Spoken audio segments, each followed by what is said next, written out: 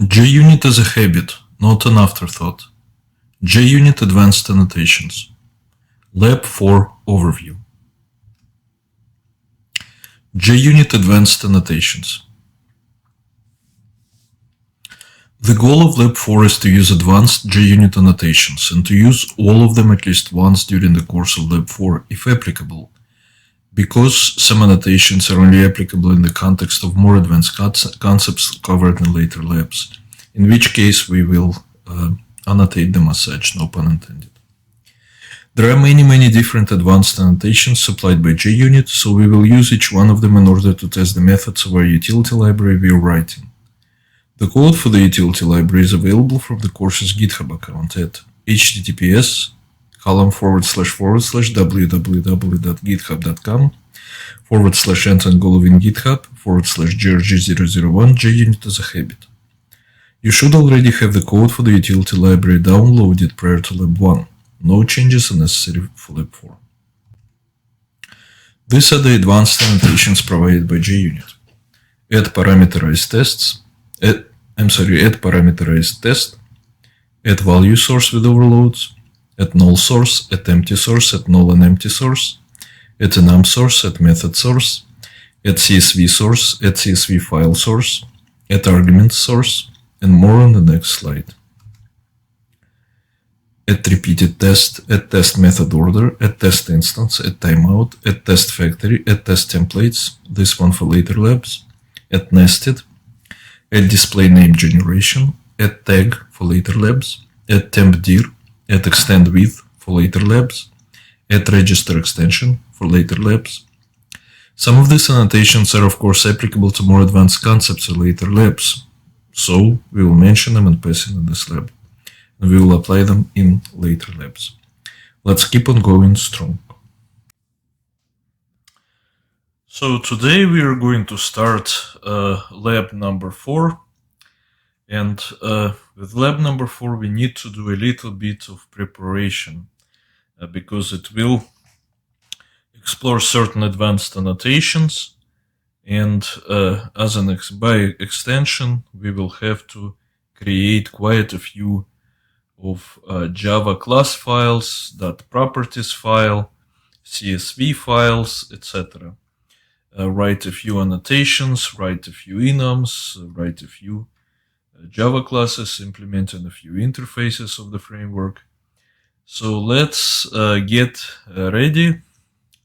This will be quite a extensive lab, and it will teach you a lot. You are right now going on to the intermediate level of practitioner of JUnit. You are going to advanced level. So basically everything up to lab number 4 and including lab number 4 you need in your day-to-day work. Lab number 5 to lab number 7 and certain elements of lab number 4 you need if you want to be a JUnit guru. So in the next clip we're going to get started. Alright, so as preparation for lab number 4, we need to follow several steps to create several additional files. So let's go to the course's website. Let's go to unit test code, objects test.java, lab 4. That's where I put everything that we need to add. First, let's look at unified diff. You can see that we have done quite a lot of new additions here. So the full file that we will need, but we will need it a little bit later. So here we have additional actions. Additional action 1, create temp directory under the root of the GRG-001 JUnit as a habit project. Let's switch to our IntelliJ IDEA. Right click on the project name. It may take a little bit the first time because it's gonna be thinking. New directory, type temp, click enter. So we've created it. Let's go back to our project website. Additional action 2.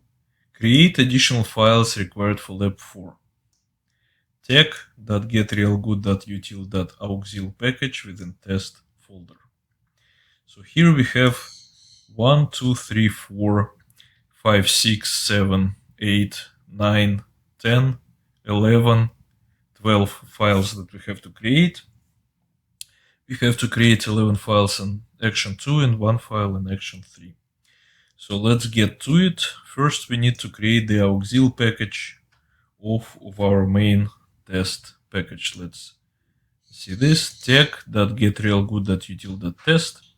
What we need is to create a new package. Let's call it tech.getRealGood.util.auxil package. Let's click enter, and there we have it. Alright, switching back to the website, we need to create a few files. First, we need to create file csv file.csv. Let's right click on the package name. Yes, I know it's not a Java file, but we need it there anyway. Alright, we have csv file.csv. Let's go back to the project website. Let's copy the contents of this file, and let's do Ctrl-V, and let's post this data into this file. Let us go back to the project website. The next file we need to create is called csv to sample string2.java, and that's a annotation. Let us go back to the IDE, right click on the auxil package, click on the Java class, click on the annotation, and type in the name. Well, we can delete Java and click enter. Alright, whatever is there by default we have to delete. Then let us go to the project website. Let's do a copy. Let's press Ctrl-V, and we have this annotation done. Let's go back to the project website. The next file we need to create is sample arguments provider. And that's an implementation of a JUnit framework interface called arguments provider. So that's a Java class. Let's go back to our, don't worry about this, we'll have copied it at a later point. It's from one of those 11 files. Let's create a new Java class. This is called sample arguments provider. Let's delete what's auto-generated there. Let's go back to the project website. Let's click copy. And let's click Ctrl-V. And let's save it. Let's go. What I was referring to earlier is this sample string2aggregator class we're going to create in due time within this package, so it will resolve. Alright, so now we've created 3 files out of 11. Let's go back to the project website. Sample display name generator is our next Java class name. Let's create it. Alright, let's delete what's there by default. And that you can see that it's a class that implements the Java framework interface display name generator. Alright. We have done 4 out of 11. Let's go back to the project website. Next file is sample enum.java. It's an enum type that we are going to do next. Alright. Java class enum sample enum. Let's delete whatever's in there. Let's do a copy. And let's save it. Alright, next is sample enum2. As you can tell, we're authentically very creative with our names, but it's simpler that way. So let's do another interface, sample enum2. Let's delete whatever's in there. Let's copy it and let's paste it. Alright.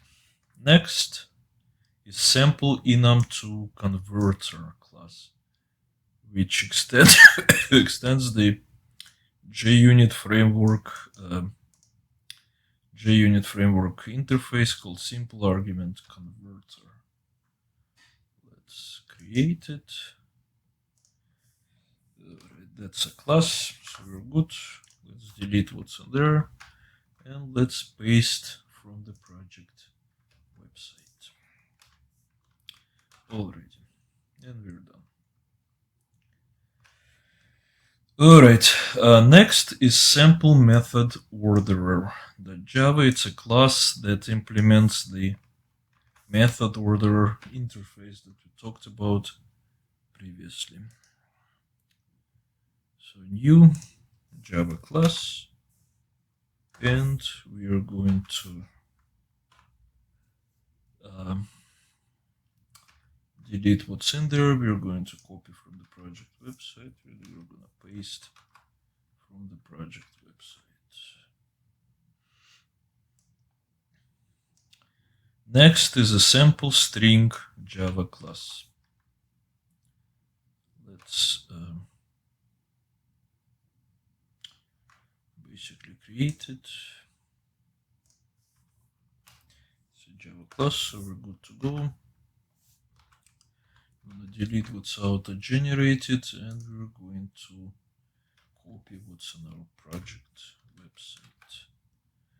Alright, then we're going to go to our incredibly imaginably, or I don't know what the adjective should be, but very imaginatively named sample string 2. We're going to create a Java class in our auxil package, and we're going to paste what we have in our project website. Alright.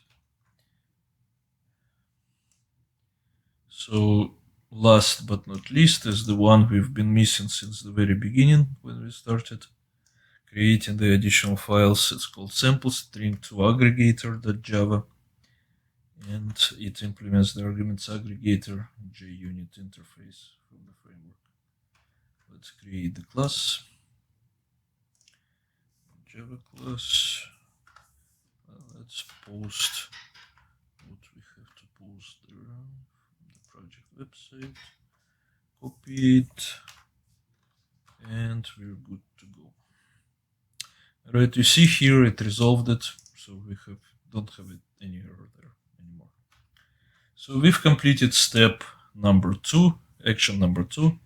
So now we need to complete action 3, create additional files required for Lab4 within test folder.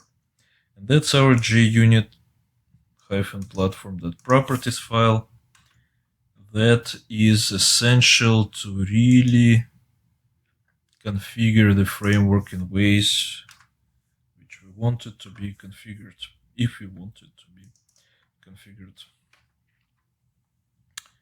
Alright, you will notice that all the configuration commands here, properties lines, are commented out. That's on purpose. We will uncomment it during the progress of the lab. So let's copy it and let's paste it. Alright, and we are done. Let's now see that we have everything building correctly.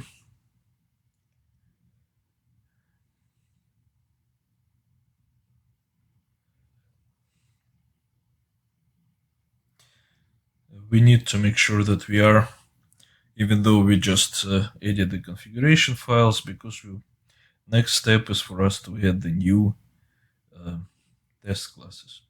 All right, and it builds correctly. So let us go to the next step in the next video clip, adding our new, or rather adding our customary test classes from the project website. So see you in the next clip. So for Lab4, we are at a point where we should start creating the test classes. And I'm going to, because there is a lot of material, I'm going to preview what we're going to cover within each test class. For example, if we go to the project website, go to unit test code, objects test Java, Lab4, you can see what we are going to cover in terms of advanced annotations.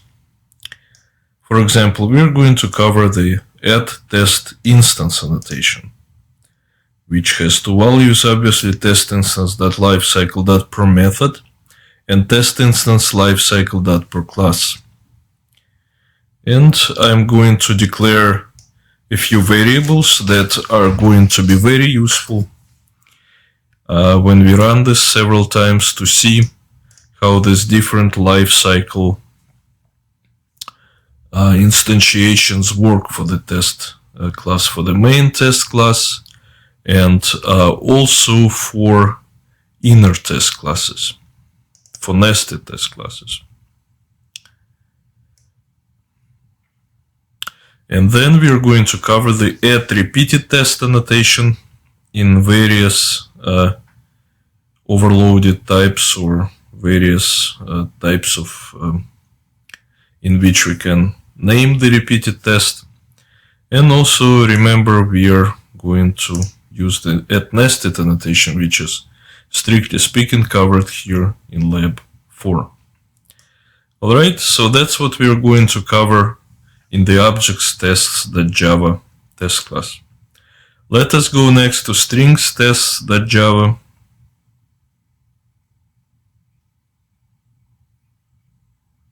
And we're going to go to Lab 4. Here we are going to cover the following annotations.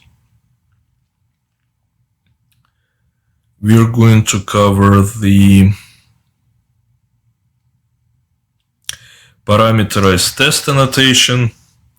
We are going to cover its various add something source annotations, for example, at value source, at null source, at empty source, at null and empty source, at enum source and various of its overloads. We are going to implement a sample enum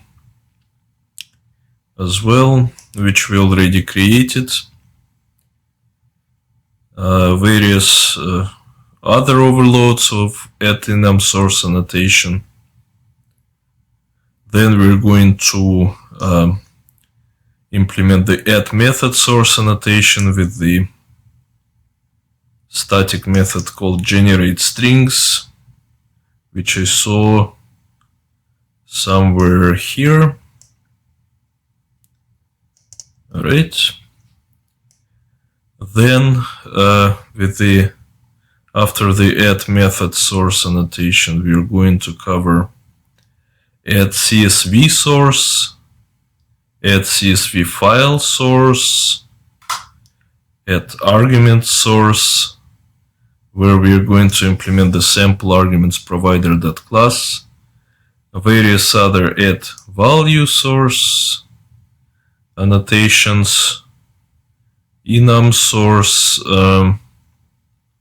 We are going to cover add value source annotation alongside with the parameter level at Java time conversion pattern annotation.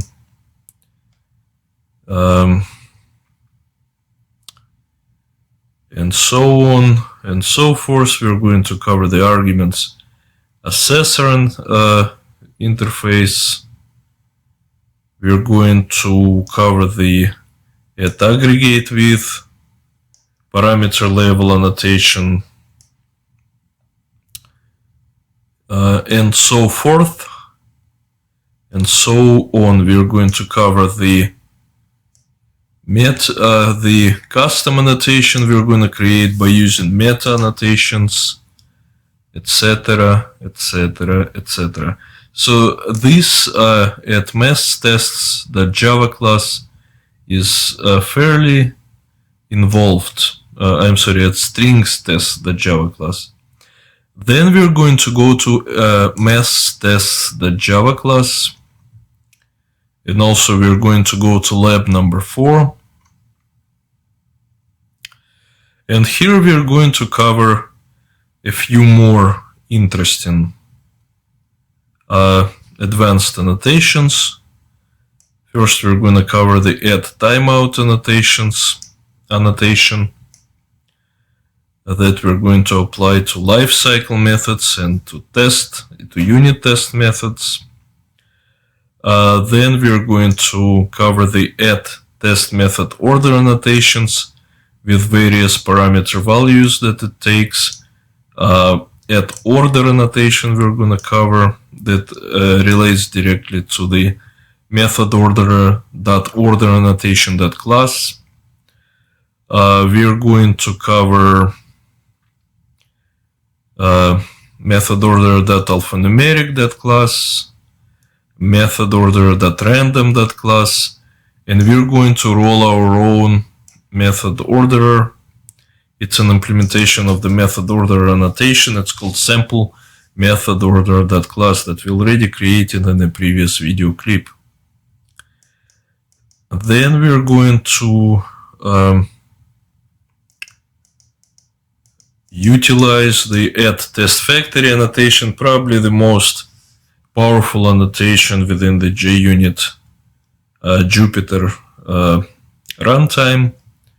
What it does, it basically allows us to create sets of dynamic containers, each containing sets of dynamic tests.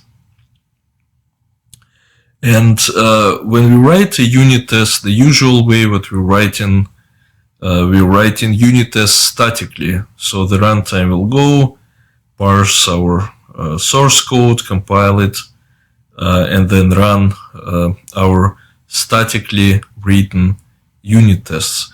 Well, here we're in a position to write an unlimited number of dynamically generated unit tests by using the same paradigm, putting our unit tests within containers, in this case dynamic container, and each dynamic container would use dynamic tests in this case.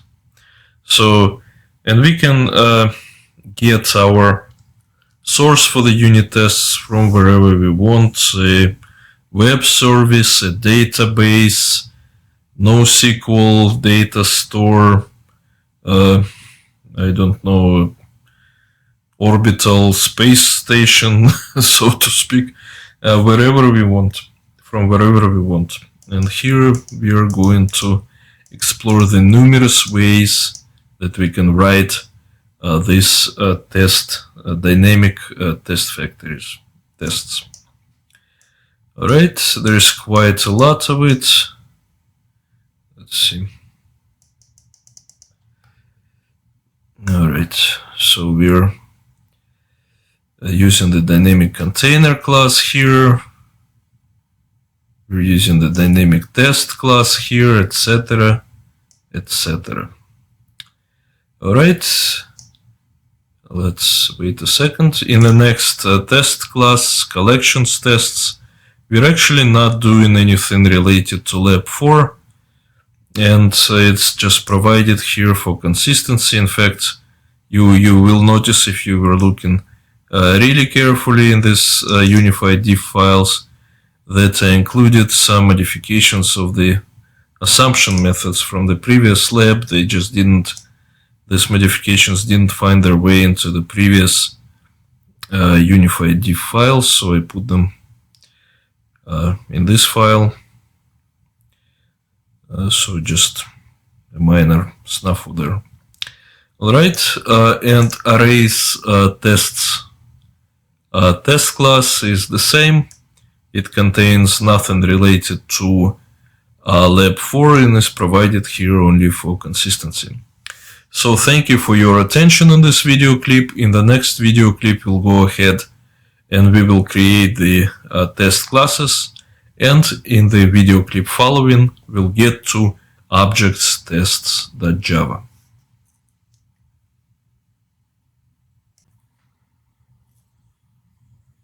So the first thing we're going to do, we're going to create the objects tests.java test class.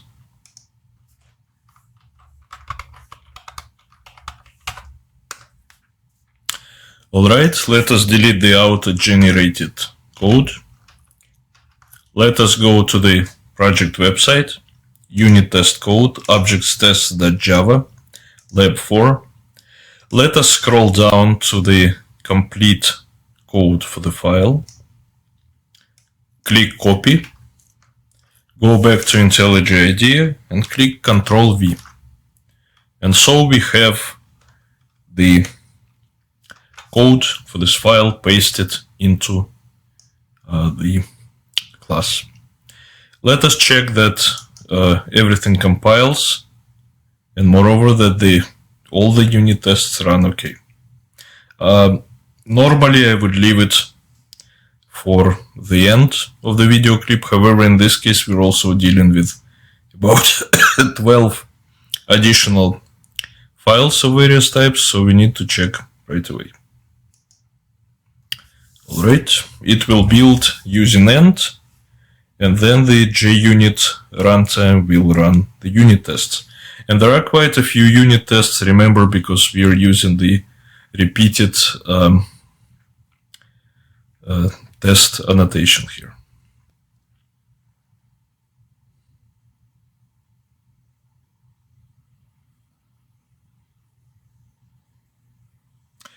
Waiting. There are quite a few unit tests.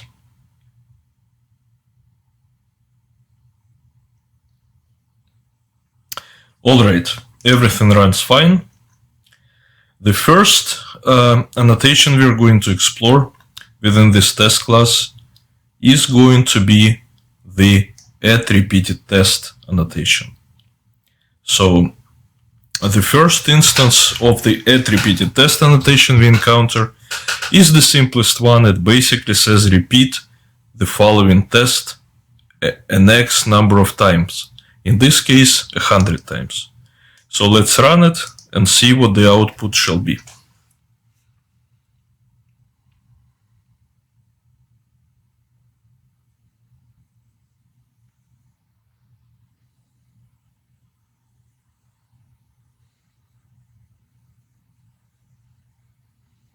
Alright, so it simply repeats this method 100 times. Let us click on the add repeated test annotation and explore its contents. So it can function as a meta annotation because it can annotate excuse me, it can annotate another annotation, and it can also annotate a method. Alright, it has a few properties within it that we can reference by giving repeated test at, for example, display name placeholder. And what these values mean, what the static values mean, is the following. If we would like, for example, to have a certain string appear here,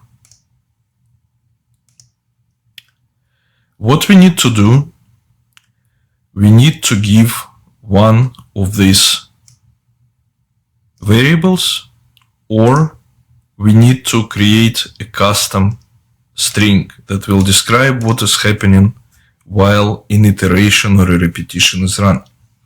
So in this case, we can see that because we didn't specify the name parameter of the annotation, we did not here specify the name parameter, we just specified the value parameter, which can in this case be silent. What we did, we caused the runtime to invoke the default value for the name parameter, which is repetition, number of the current repetitions, of number of total repetitions, which what we see here, repetition 1 of 100, repetition 2 of 100, etc.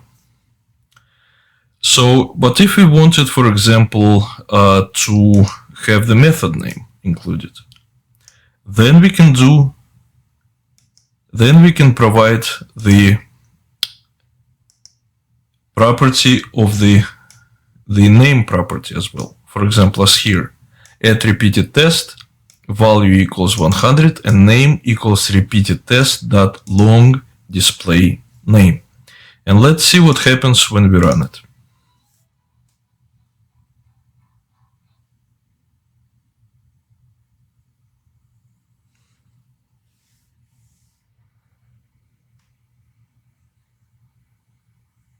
Alright, we see that the runtime does this.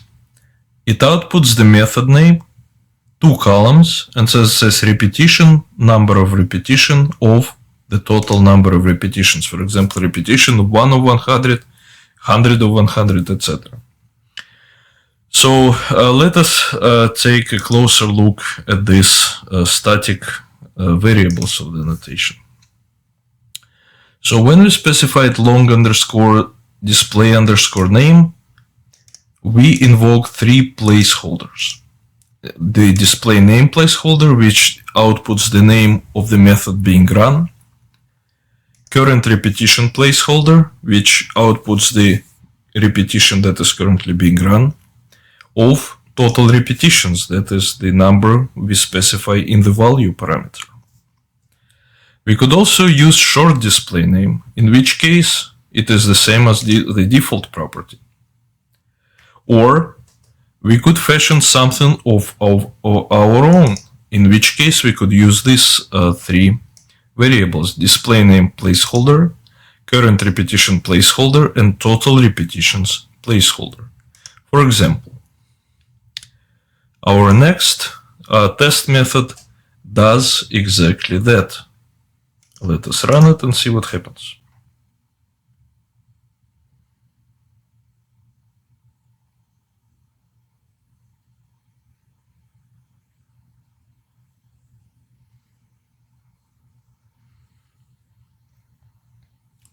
So it says, for example, ren is null, nullable, null boolean for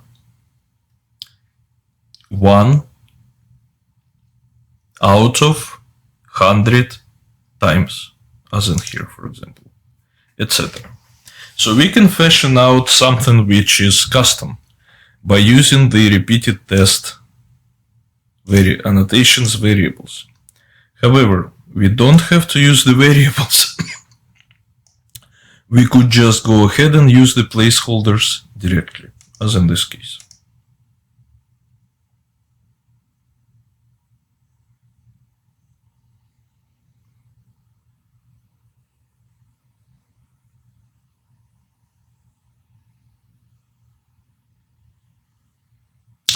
And the result is identical. Alright, what I'm going to do now, as is my custom, I am going to retype the at repeated test annotation a few times.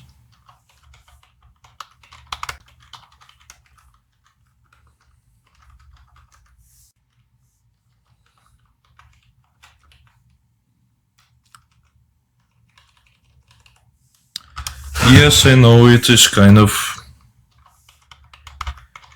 a lot to type, but trust me, your fingers will remember it when your boss is looking over your shoulder. And you can always press Control Space to have the IntelliJ IDEA assist you a little bit. Alright, let's do it here.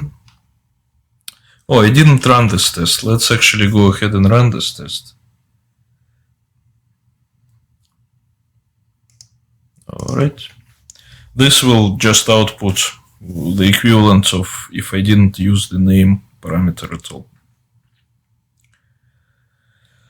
All right. All right, as expected. Let's retype it.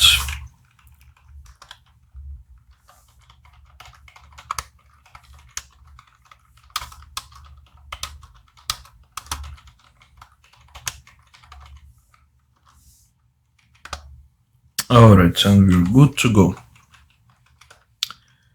Let's go on. I am actually going to make you retype this as well.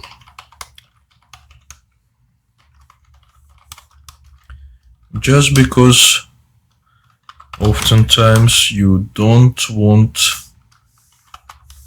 the default, but you would like to create something custom. Oh, wait a second, my apologies. This will sometimes do that.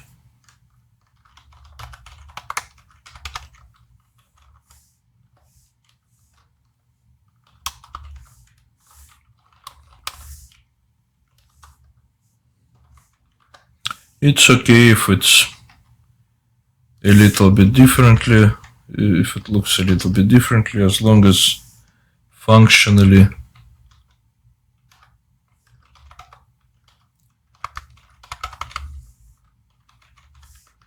it is the same, which this is. Oh, nope. Now it is.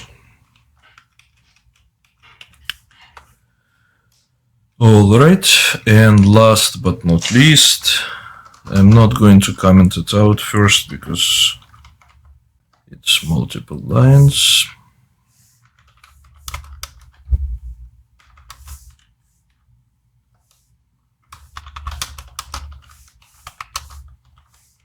It's also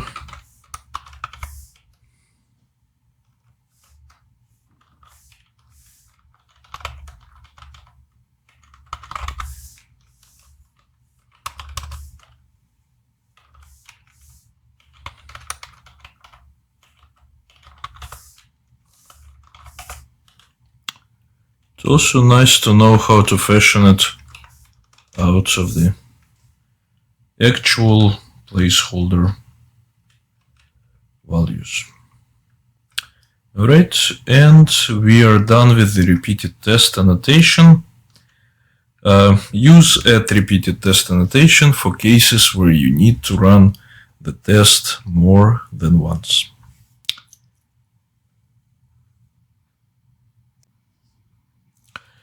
Next, we are going to explore the add test instance annotation. So let's actually navigate to this annotation and see what is inside of it.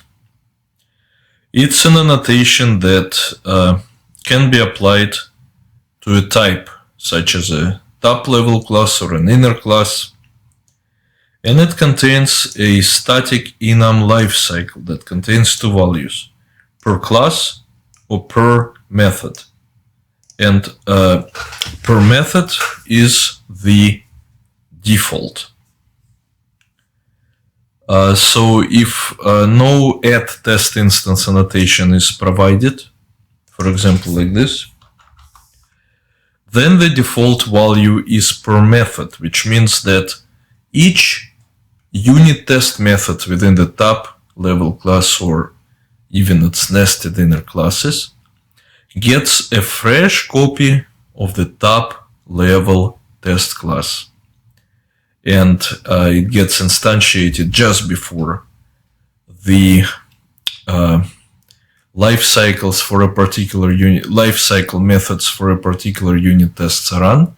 Then the unit test is run.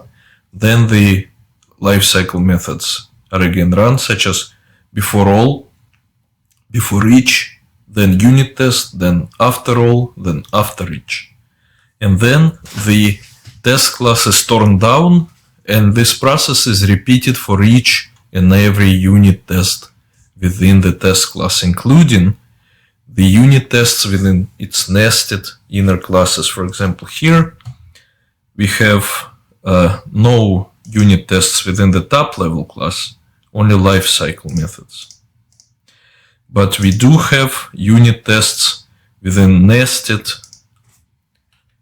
inner classes.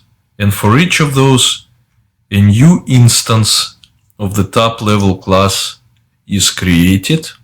And what's more, by default, if we were to do this, for example, a new instance of a nested inner class is also created for each unit test method that is found within a nested inner class. So let us actually see what we have currently in terms of add test instance annotations at the top level class.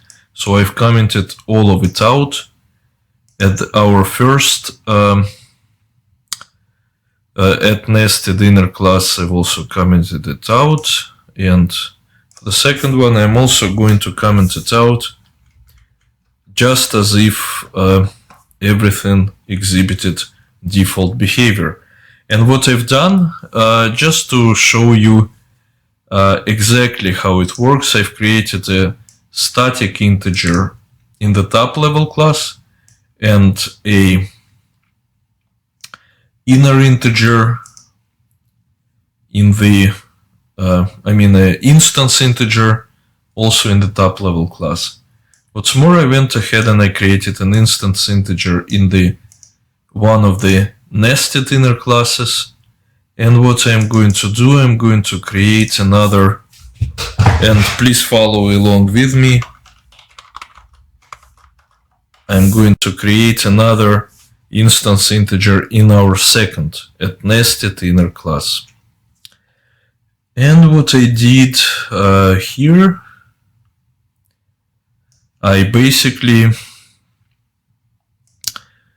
am augmenting each of the variables here and logging their value to the output console. And I'm going to do the same thing, and please also duplicate what I'm doing. I'm also going to do the same thing for my second inner class. But here I'm going to do it not in one method, but in both methods, since each of these methods is going to be run only once. So this is what we should have. You should have these two lines within this method of this inner class, these two lines within this method of this inner class. Let's go. You should have these lines within any method annotated with that repeated test of this inner class, because this will illustrate for us how instantiations and teardowns take place. Alright, and also you should have these declarations. You should have this declaration, and you should have this declaration for the top level class and at nested inner classes. So now we're ready to proceed, and we're ready to see what happens vis-a-vis the life cycle of the top level test class and at nested inner classes in the default scenario when we do not use the add test instance annotations at any of them. Like this. So we're ready to go. Let's right click on object tests and select run objects tests. And we'll see how these variables change, which variables stay the same, signaling that we get a fresh copy of a top-level test class or an inner class, and which variables continue incrementing, signaling that we are getting the same variable for different unit test runs. Alright, let's do it like this.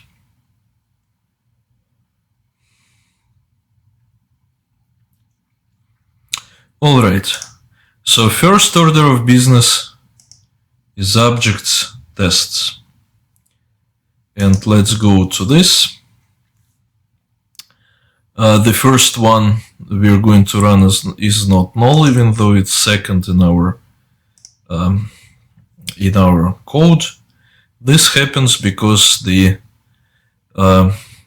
default order of running, as we know, is undefined to us, but it's well defined to the runtime, and it chooses to run it with alphabetical order, and is not null when evaluated alphabetically is ahead of is null. Alright, so this is the code that we have for our is not null. And remember, we declare a private instance variable d, we set it to 0, and then we have two unit tests. Within each of them we increment d, and then we log the value of d out. So, and we're postulating that because this @nested inner class is going to have a fresh copy each time a different unit test is run. We are not going to have the value of d be equal 1, 2, but we are going to have the value of d be equal to 1. And that is exactly the case. So we can see that in the default scenario, our one of our @nested inner classes is always getting a fresh copy. Is always giving a fresh copy for each running of each separate unit test. Alright, let's go now to is null, and specifically we're interested in this particular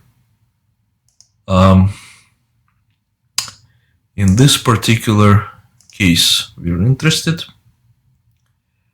and we can see that it starts with the value of a is 1. Remember, a is the static integer at the top level class level.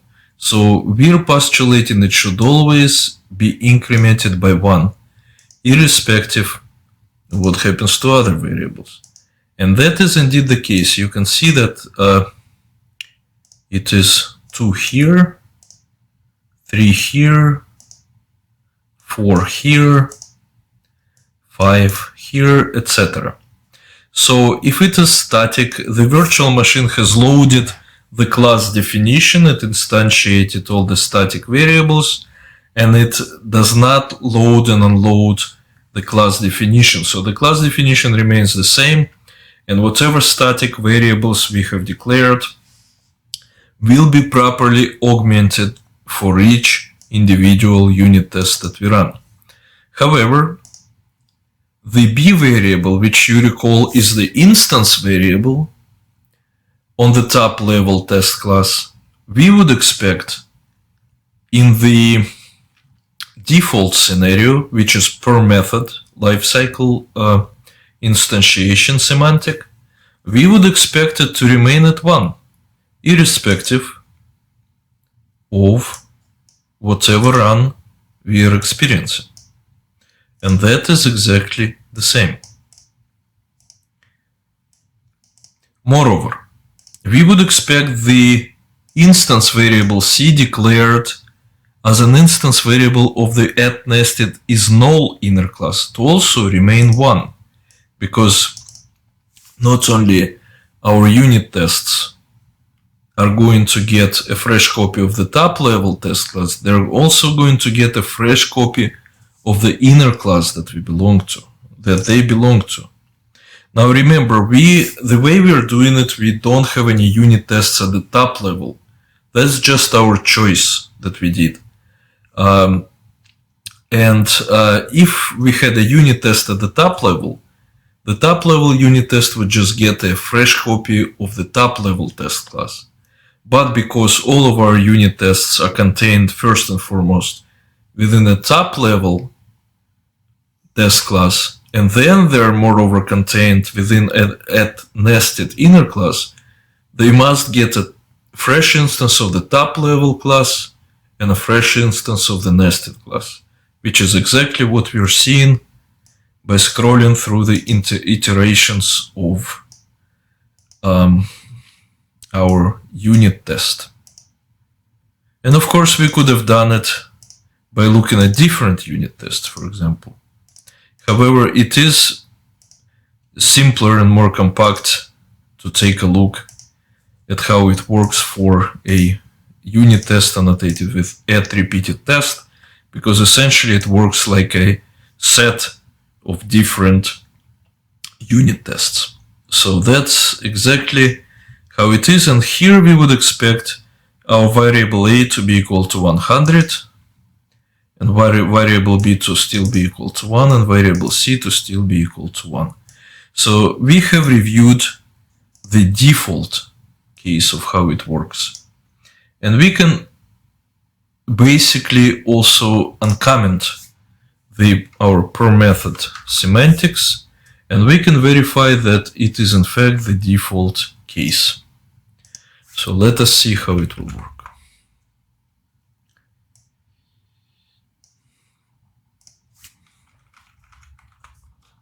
Let us run it one more time, and we will verify that this is indeed the default case.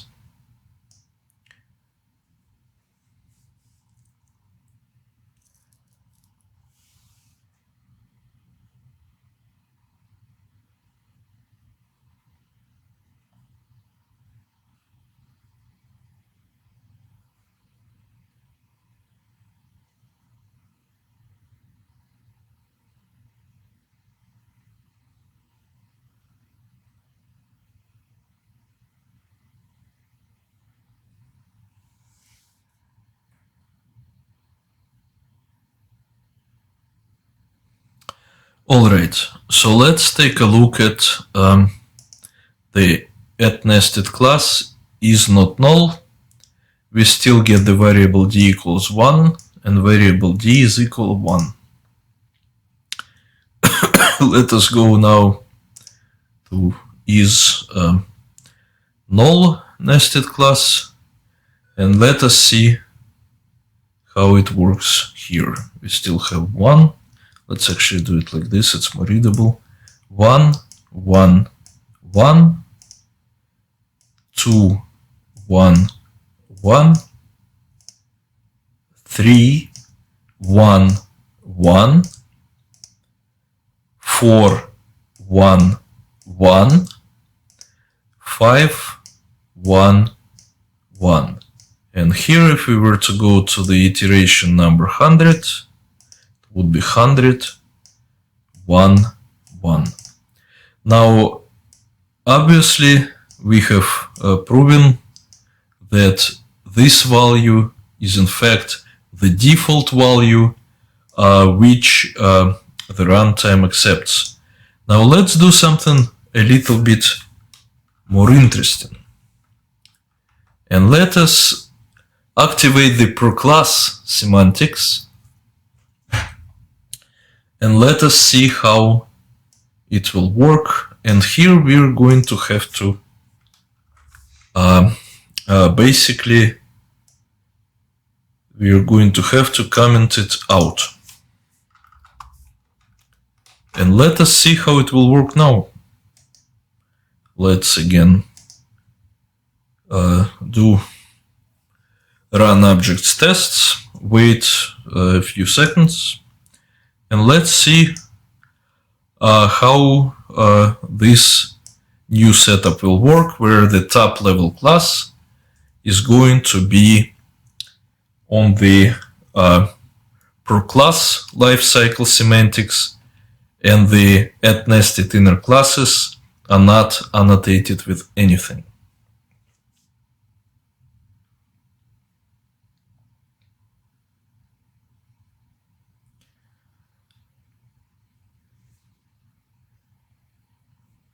Alright, let's take the @nested is not null class, and here we see that still each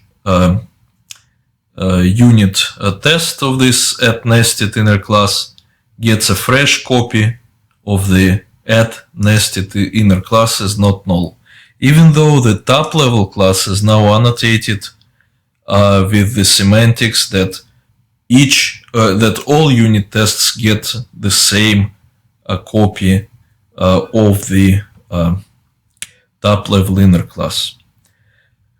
Alright, now let us see basically what happens to the other @nested class called is not null.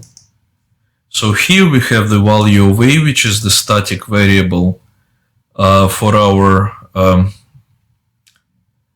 top level class at 1, b, which is an instance variable for our top level class is 1, and c, which is the instance variable for our inner class at 1. So far so good. However, here we have still a is incremented to 2 as we would expect, but b, being an instance variable, is also incremented to 2, meaning that no fresh copy of the top level class has been provided by the runtime. It is still the same top level class as what the first run of the unit test saw. However, we still get provided a fresh copy of the @nested inner class because its c is still 1. And here we have a equals 3, b equals 3, c equals 1. And a equals 4, b equals 4, c is equal to 1, and a is equal to 5, b is equal to 5, and c is still 1. And if we were to go to the 100th iteration, we would get a is equal to 100, b is equal to 100, and c is still equal to 1. So basically here, what we have said, we kept the default values for the inner classes. So they still get a fresh version of the inner class for each unit test. And here we kept it as well, the default value. But here we get only one instance for the entire duration of the run of all the unit tests contained within the top level class or any of its nested inner classes. Alright, so now let us go and do this. Let us get the semantics of all our nested inner classes at the per class position. And let's see what happens.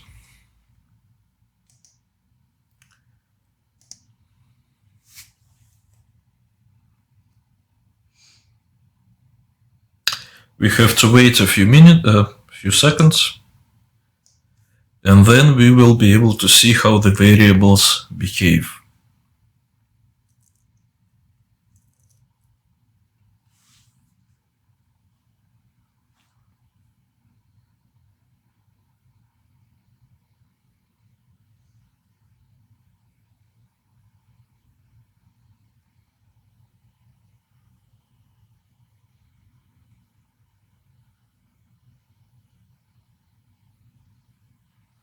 Alright, and we are done.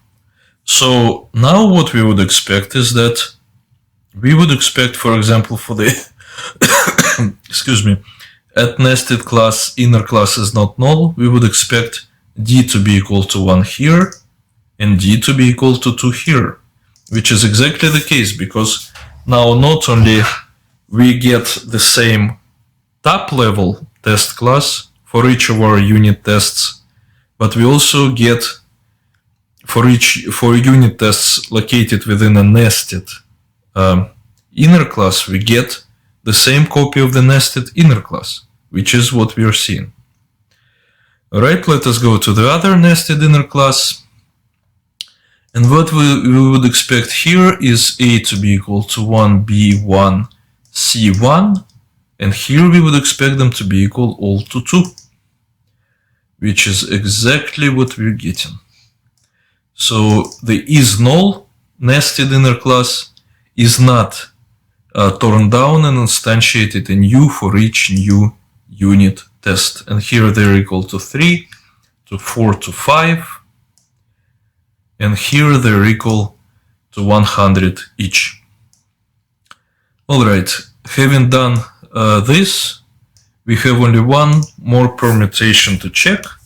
What happens if here we leave the default in or explicitly specify the default lifecycle.perMethod and oh, actually, excuse me, I'm doing it for an inner class, but I should be doing it for a top level class.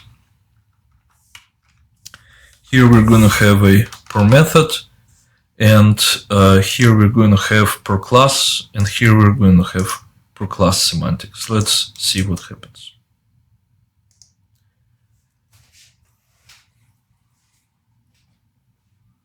Let's wait a few seconds, and then let's verify that what we think should be happening is indeed what is happening. That is, each unit test will get a fresh copy of the top level test class, but each unit test will get within a nested test class will get the same copy of this nested test class for each unit test located within that nested inner class. All right, let's take a look. And here we expect D to be equal to 2. Now this run, we are not checking what's happening at the top level class, but we have to verify still that the same copy of the @nested inner class is not null is provided for each of these unit tests, which it is. All right, and here we're going to go to repetition number 1, and we get the value of A is 1, value of B is 1, and value of C is 1. Now in the next repetition, I would expect value of A to be 2, value of B to remain 1, because the top level class, a fresh instance is provided, but the value of C I would expect to be 2, because the @nested inner class is null is the same for each of the unit tests that run within it. Alright, 1, 1, 1, it should be 2, 1, 2. Let's see. But that is not the case here. And why is it not the case here? Alright, perMethod. We have the semantics perMethod, and here we have the semantics perClass. And here we have the semantics perClass. Alright. Alright, let's see. 3, 3, 4 and 4, 5 and 5. And that is actually quite interesting. So basically, if the inner class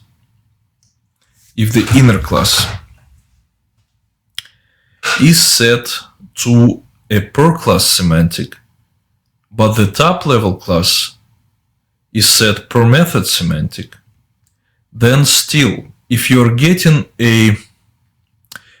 not getting a fresh inner class @nested class for each of unit tests contained therein, you're not going to get a fresh instance of the outer top level class. And that's kind of strange, because you would expect that you would not get a fresh instance of the inner class, but you would get a fresh instance of the top level class. So now let's see, because even though we have annotated it as per method semantics, the top level class, the runtime is not giving us a fresh instance for each unit test located within the inner classes. Let us just verify that that's the case by running it again.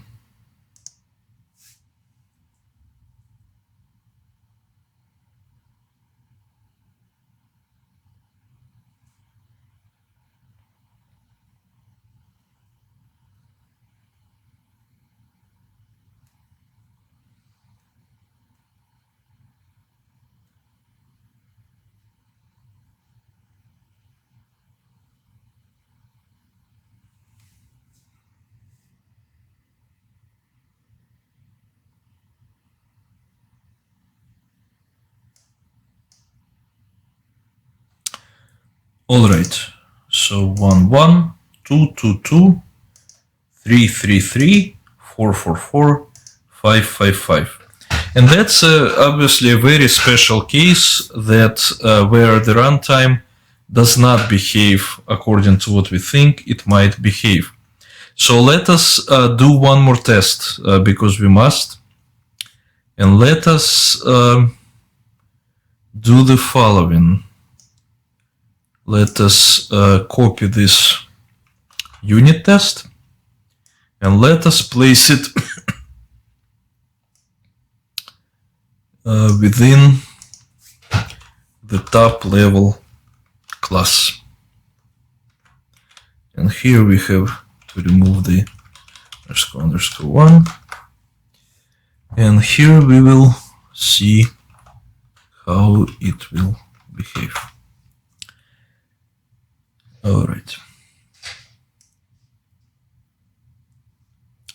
And what I'm going to do, I'm going to do the following, just so that we don't end up bumping into D, E, and F. I'm going to create two more variables.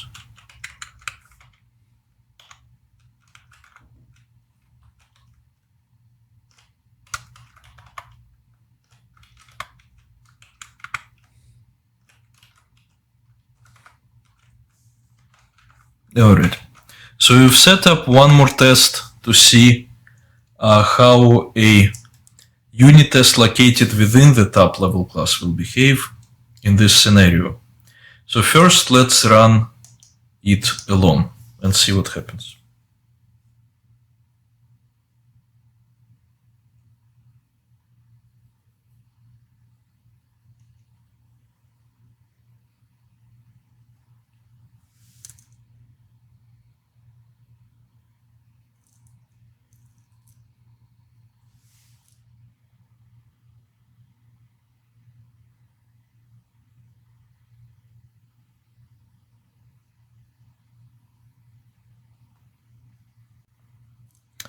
Alright, so in this case we see that this unit test behaves, the runtime behaves as it should.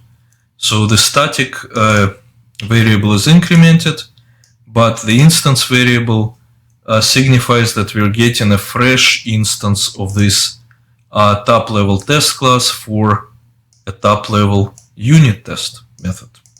Alright, so it behaves correctly in that semantic. And now let us run actually the entirety of objects tests and see how this special case will reflect if we include nested inner classes as well.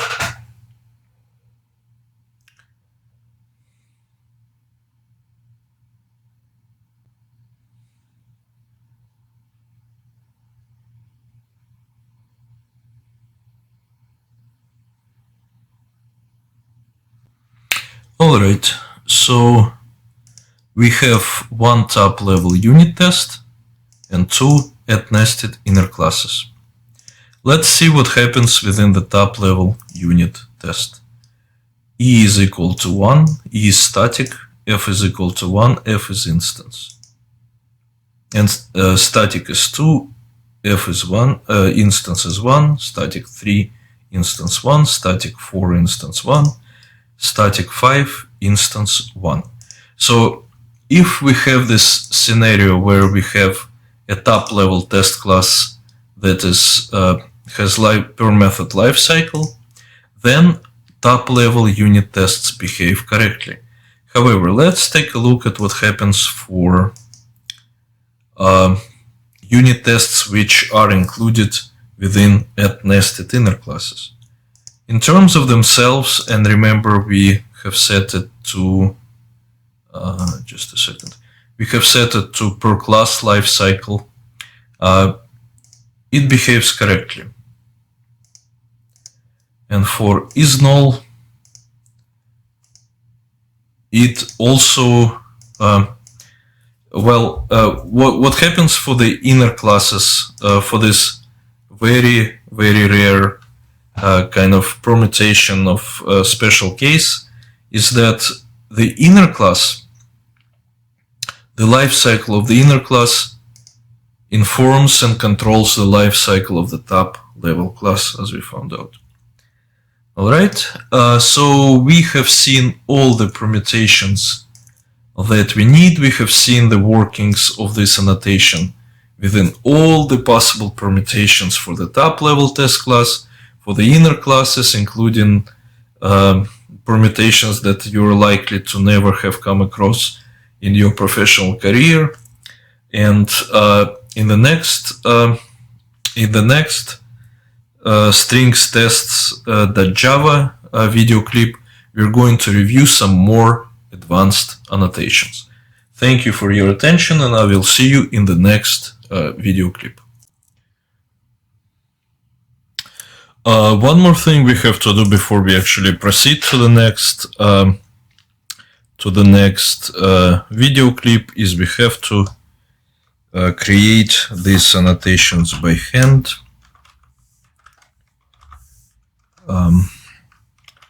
Like this.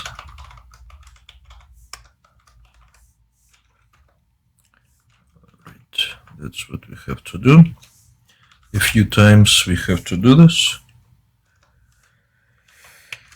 Alright, test instance, the IDE may help us, in which case we can use that help.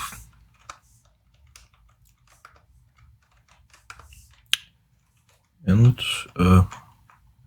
we have done it one time. Let's do it for inner classes. Where is it? There it is. Let's do this for inner classes. This is, of course, a lot of typing, you might say. However, it will come in handy when you have to type it in your work. Method. Alright, let's retype it.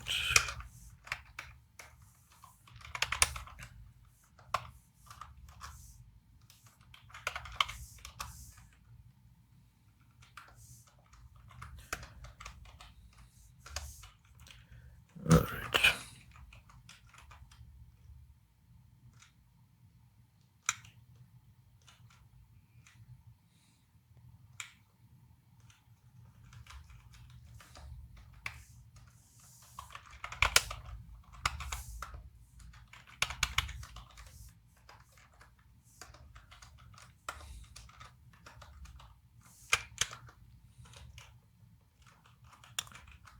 Let's retype it as well here.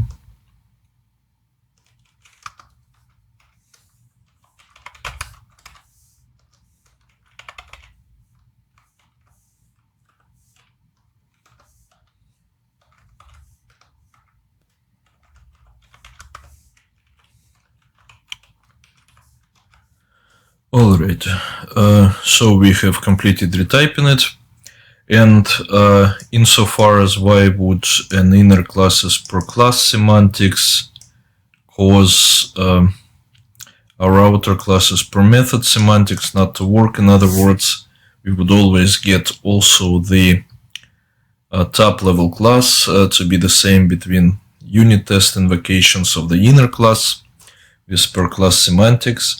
This has to do with the methods that Java invokes, nested inner classes, and it's basically impossible to get a fresh copy of an outer class while retaining the same copy of the inner class. That's something that's not documented, unfortunately, by the JUnit documentation, and you don't really use this combination frequently enough to kind of recognize that that's the case. But that is the case. That is something to be aware of, but you will rarely, if ever, encounter a need to do something like this. So thank you for your attention again, and we are going to strings test.java in the next video clip.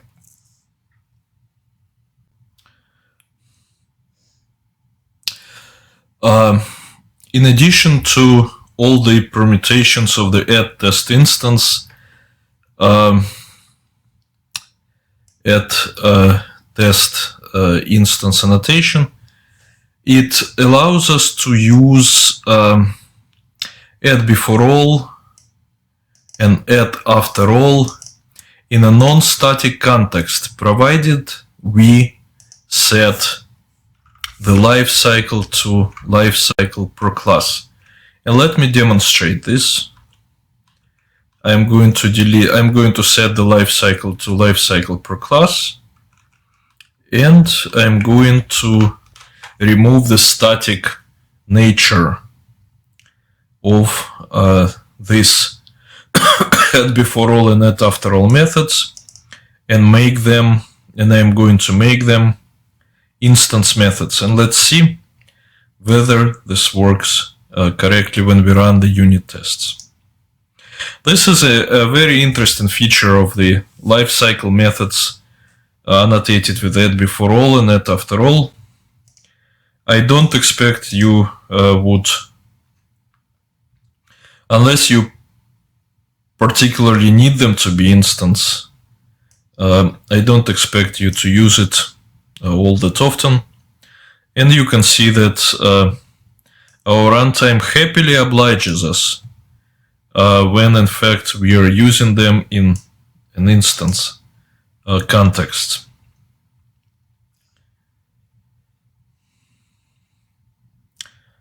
And you can see that it works just fine. Moreover, if we wanted to use them within an add nested inner class, we could also do that in a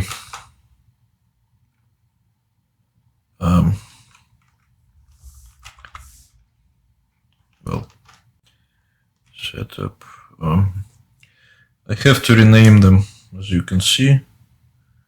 Setup all. Oh, what did I do? I copied the wrong methods. All right, let's delete this too. And paste the add before all and add after all annotated lifecycle methods in an instance context for an inner class, add nested inner class, annotated with add test instance per class. And let's run it and let's see if it works.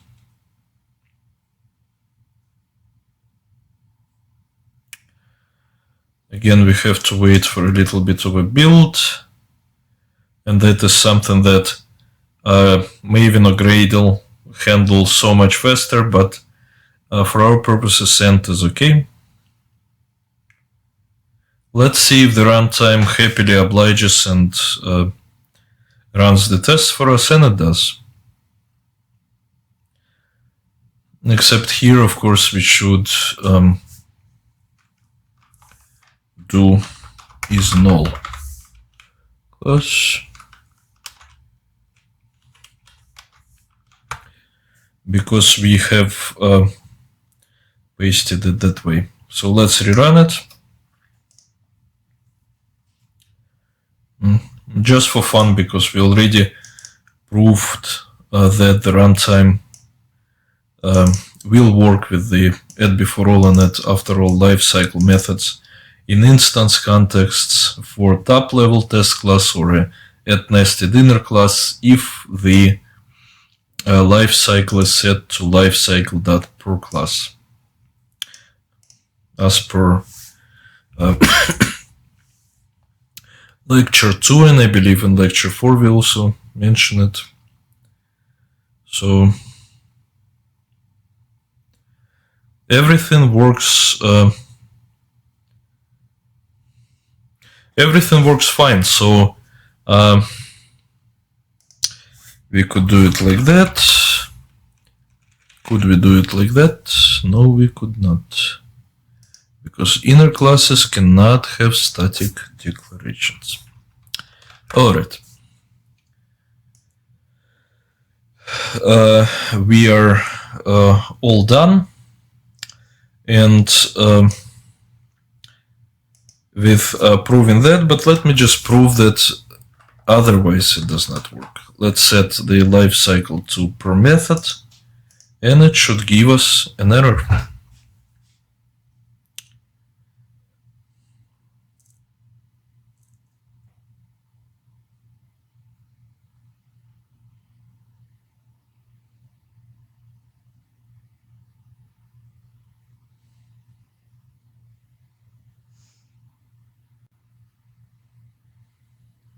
And it does. It says org.junit.platform.comments.junit exception at before all method blah blah blah must be static unless the test class is annotated with at test instance lifecycle.per-class. And so we have seen this at the level of the at nested inner class. Let's now prove it at the level of the top level class, that we must have it in a static context now, and then we'll fix the context. Run object tests. Oh, in this case it actually, remember that situation where this is per class. This will cause this to be per class as well. Let's see if it passes, even though we have annotated it to a test instance per method.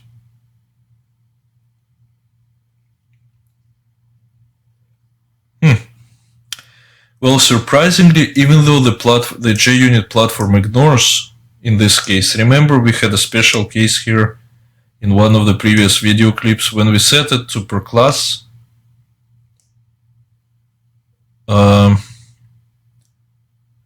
Actually it did that because we also have an inner unit test. So a special case on a special case.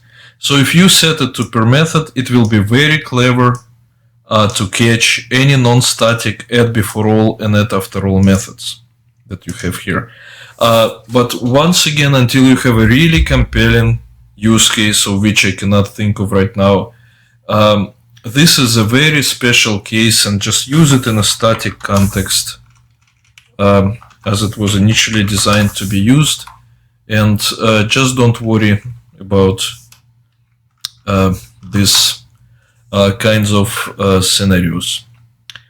So this concludes the extremely varied and versatile at test instance annotations, having many permutations, many special cases. We spent roughly 40-45 minutes on it. It is an important annotation, but once again, simplicity is key. The more simple you can make your unit tests, but not simpler than the simple that you need it to be. But the simpler you can make your unit tests, the better it is for you, for your team, for maintainability, for extendability, etc. So thank you. And in the next clip, we will start finally on the strings tests the Java class. So prior to us working with advanced annotations found in the strings tests the Java class, we have to create it. Right click on the test folder, select new Java class, and type strings tests and click enter. Then delete the auto-generated content there. Then navigate to the project website, click unit test code, strings tests.java, Lab4,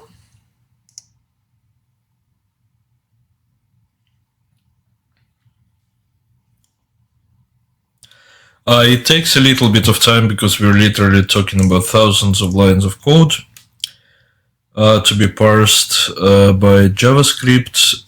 Go to the main file, skipping unified div that we reviewed before. Here select copy, navigate back to IntelliJ IDEA, press Ctrl V. All right.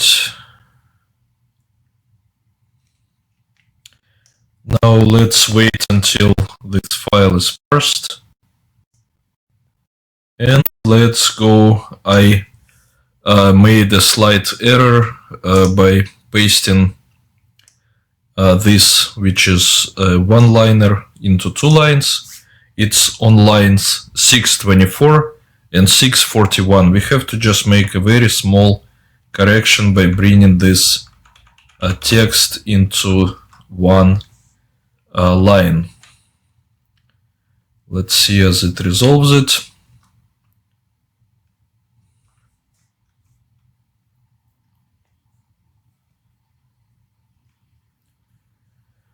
All right, and now let's go. It will resolve it. It just takes a couple of seconds.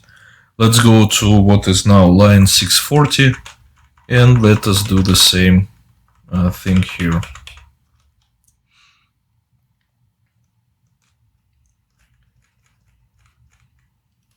All right, and we should be good to go, having corrected these errors.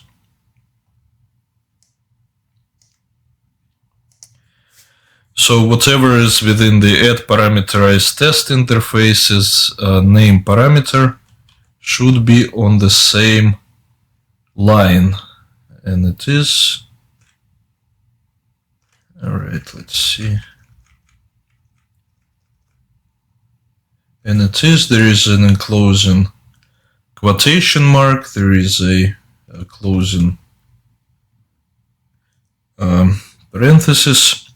Let us now try to build this file. Or actually, let us now try to run strings tests. Just press strings test. You see that IntelliJ IDEA may be somewhat disinclined to immediately annotate that this is fixed, but it will show that once we click, once we initiate a build.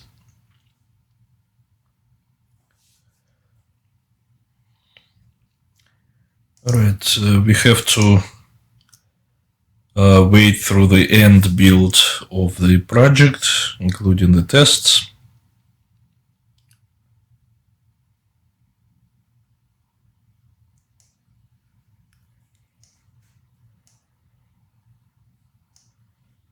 Alright, and now it will run our unit tests that we have to have proven as passing before we can start on the annotation, so that we don't encounter unexpected issues.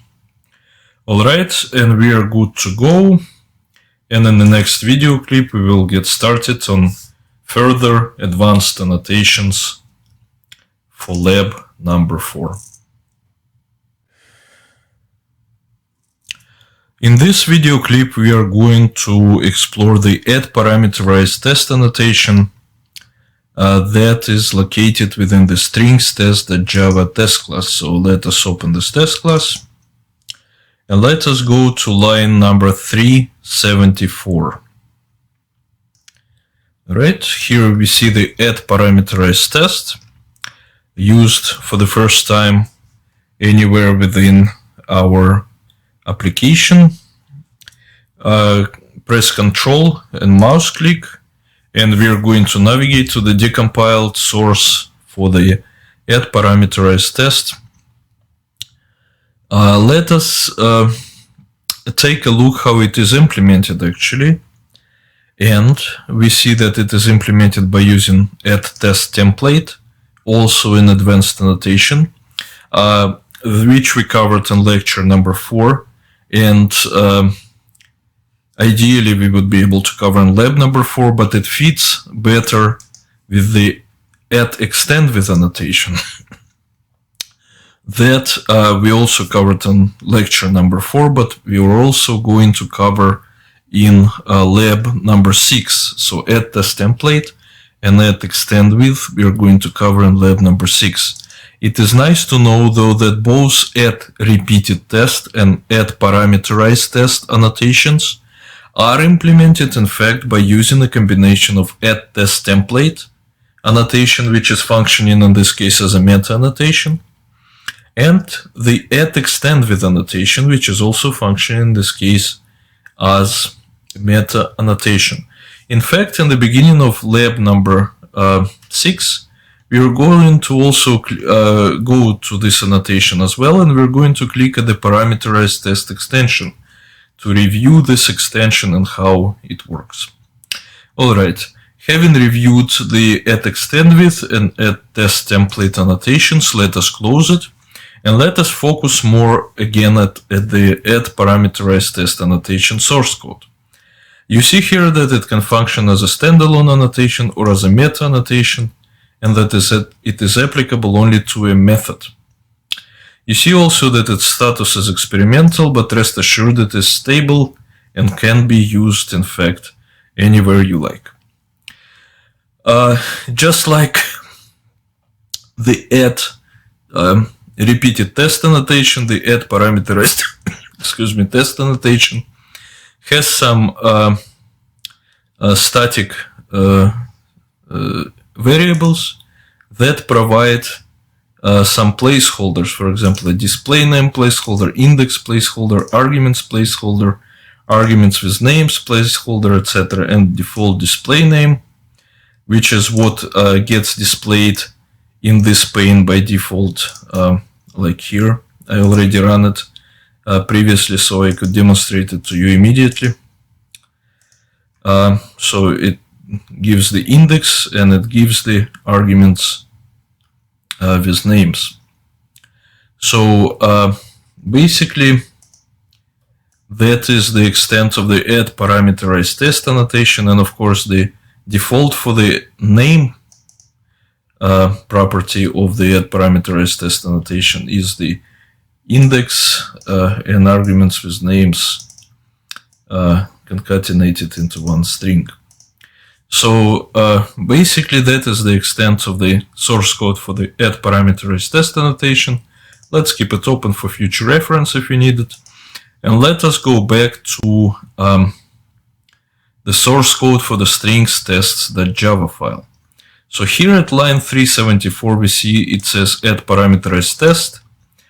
The add parameterized test can provide some arguments. In this case it doesn't provide some arguments, but it also must always come with a second annotation.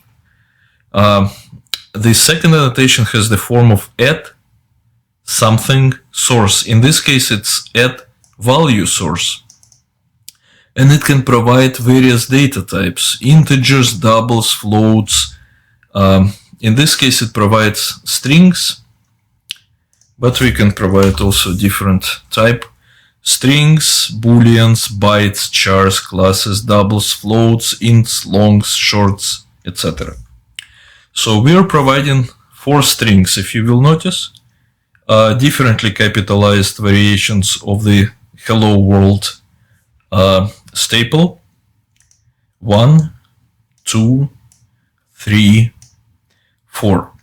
So logically, this unit test will have been invoked 4 times by passing first this value to the parameter, then this value to the parameter, then this value to the parameter, and then this value to the parameter.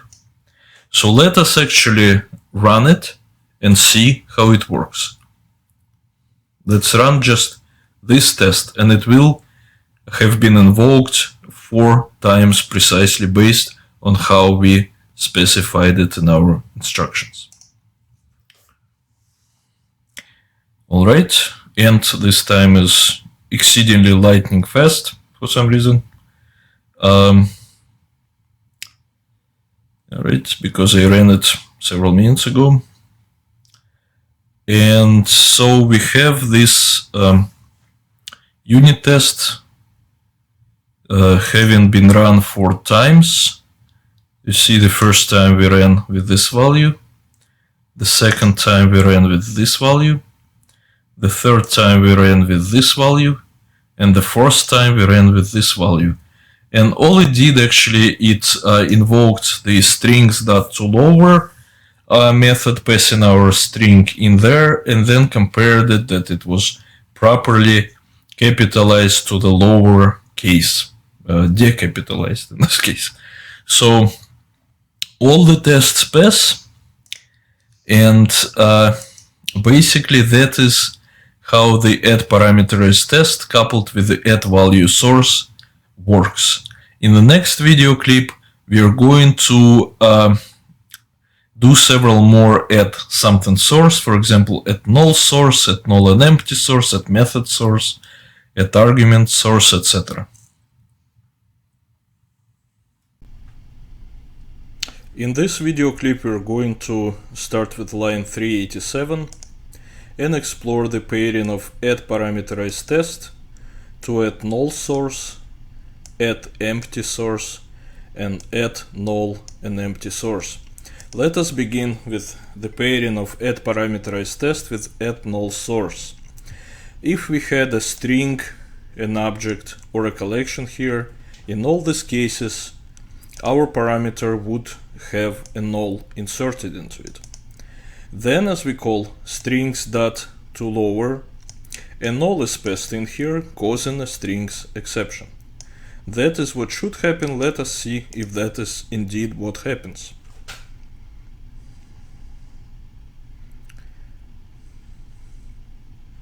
And that is indeed what happens, and we get index 1 and the value of null inserted into our string object. Alright, let us go to the next test. Here we see the pairing of add parameterized test and add empty source. So in our case, as we are passing a string in, we are going to pass an empty string in. The system is going to pass excuse me, an empty string in. If we were passing a collection, let's say an array list of size 0 would be passed in. So basically we are getting an empty string here, and we're passing it to strings.lower, which should be equal to an empty string in the return. And let us run it and let us see what happens.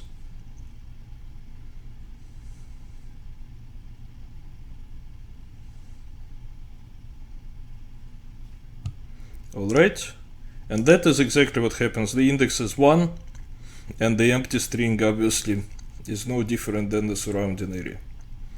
Alright, next we are going to explore the pairing of add parameterized test with the add null and empty source annotation, which runs the add parameterized test twice. The first time it will insert a null into whatever parameter we are specifying here, and the second time it will insert an empty. So in this case we will have a null value passed in first, and then we'll have an empty string value passed in. Now this example is somewhat contrived, but very many examples you're interested in what happens if a parameter that you're passing into your method being tested in fact is null or empty. And in this case, this annotation comes in very handy. So in this case, we have to put a if-else statement in. Excuse me. If s is null, then we assert that an exception will be thrown. But if s is empty, then we assert that an empty string will be returned. Let's see how that works out. Alright.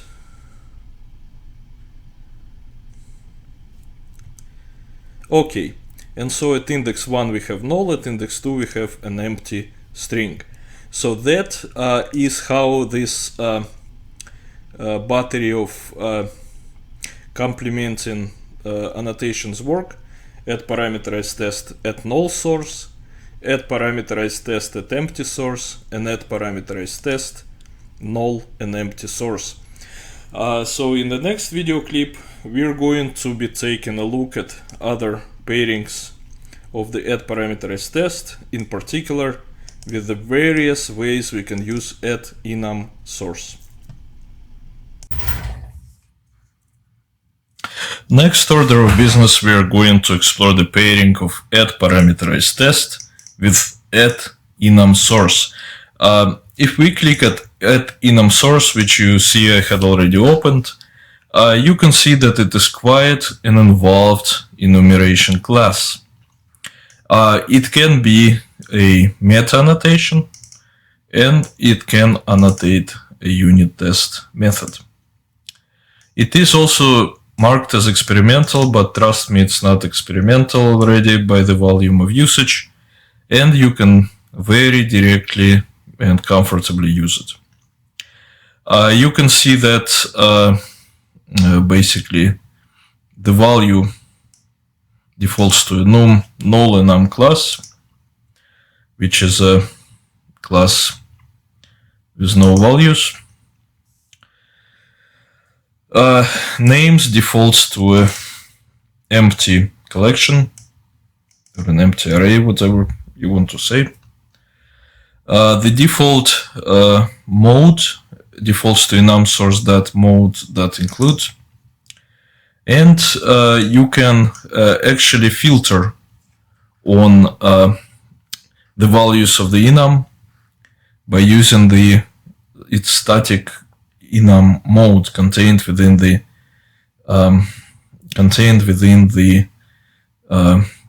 annotation enum source. You can include certain enums, you can exclude certain enums, you can match all enum values, you can match any enum values, etc. And there are lots more values in here that we can use.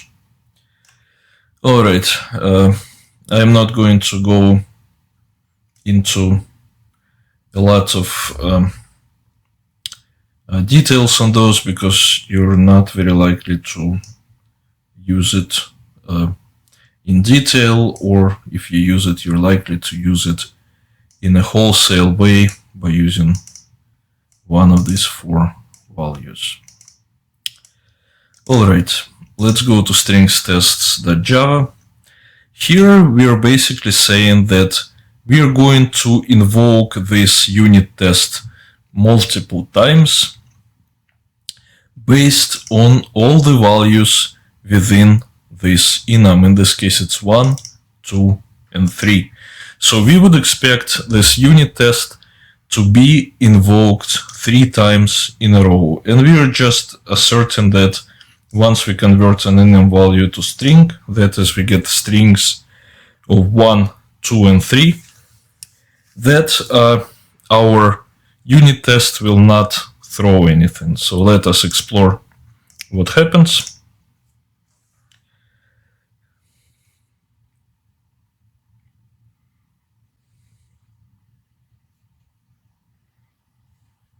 And indeed, our tests pass, giving us 1, 2, and 3. Another variant on the same theme. Here, if you will notice, we did not include any parameter to our add enum source. We could include a parameter at enum source. It is the equivalent. This statement is totally equivalent to this statement. And it also does the same thing. It invokes our unit test 3 times and produces exactly the same result. Let us see.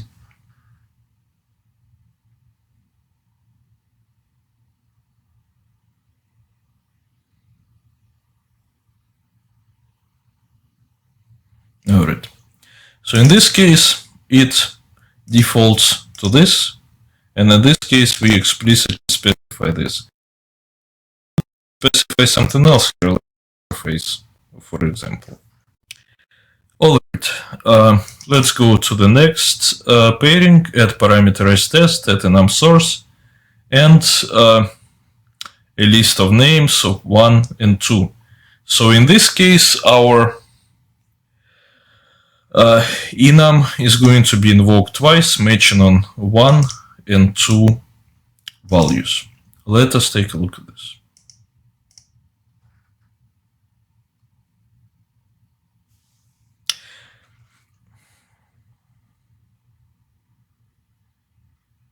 Alright, and that's what it does, because if you remember, the silent mode parameter here is enum source.mode include. Let us go to the next unit test. In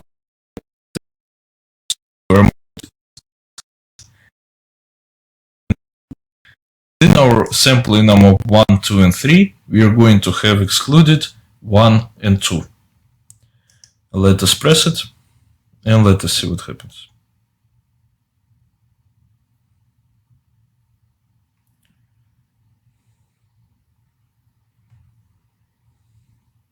Alright, and that is exactly what happens. It just runs our unit test with the value of 3.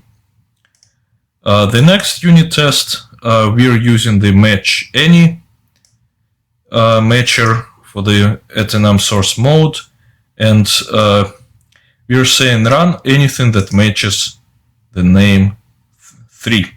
And let's see how it does.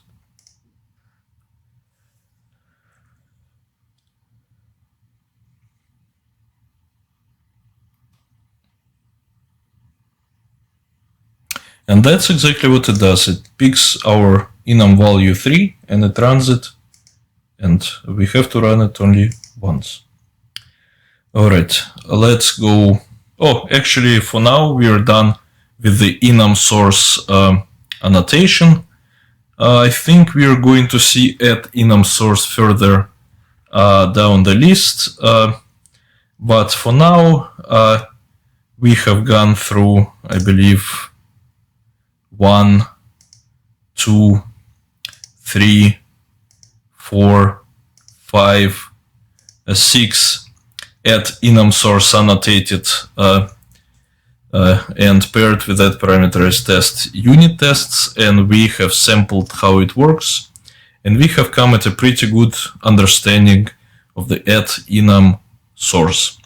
So in the next video clip, we are going to explore add method source, add SSV source, and so forth and so on.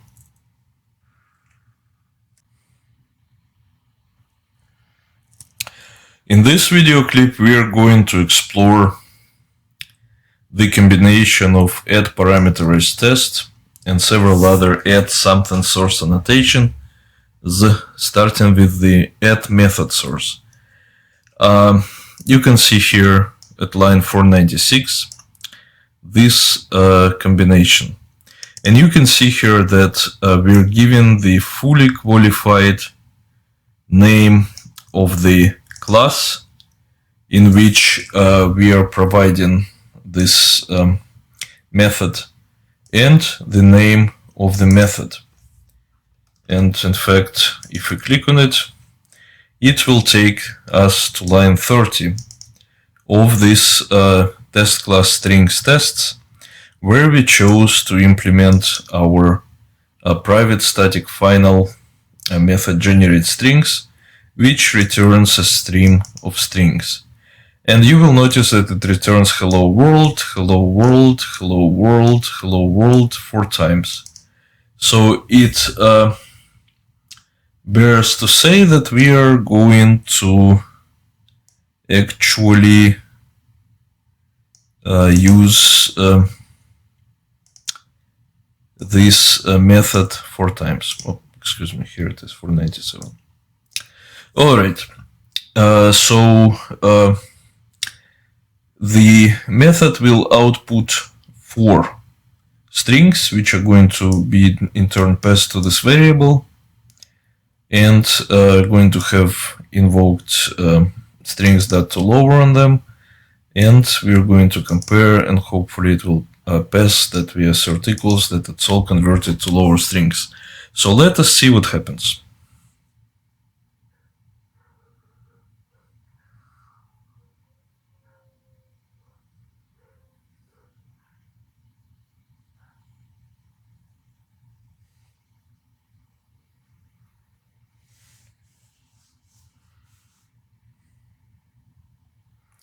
Right, waiting for end to finish its thing. And now it should be invoked 4 times with the index 1, 2, 3, 4. Alright, and it all passes. And you can see that these are exactly the same as what we saw here. Alright, that's what we saw here. This, and this. Having seen that, in the next video clip, we are going to go to the next one, and the next one is going to be add CSV source, or comma separated values source. Next, we're going to explore the pairing of add parameterized test and add CSV source annotation. In this example, we are doing again 4 hello world strings that are going to be fed one after another into this variable, and it's going to go exactly like in the previous unit tests, exactly the same logic within the unit test. Let's take a look at the inside of the add CSV source. And here we can see it's quite involved. You can provide the delimiter, provide the delimiter string, you can provide an empty value and null values. Well, whatever that means, so to speak.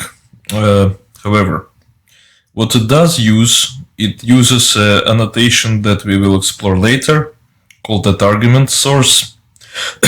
Excuse me. That can function as a meta annotation, and that in this case invokes a CSV arguments provider. It's quite an involved class that basically will take that string, will parse it, and then will feed it one by one into, or actually will parse it, and then this annotation will feed it one by one into the unit test. So let's run it and let's see what happens.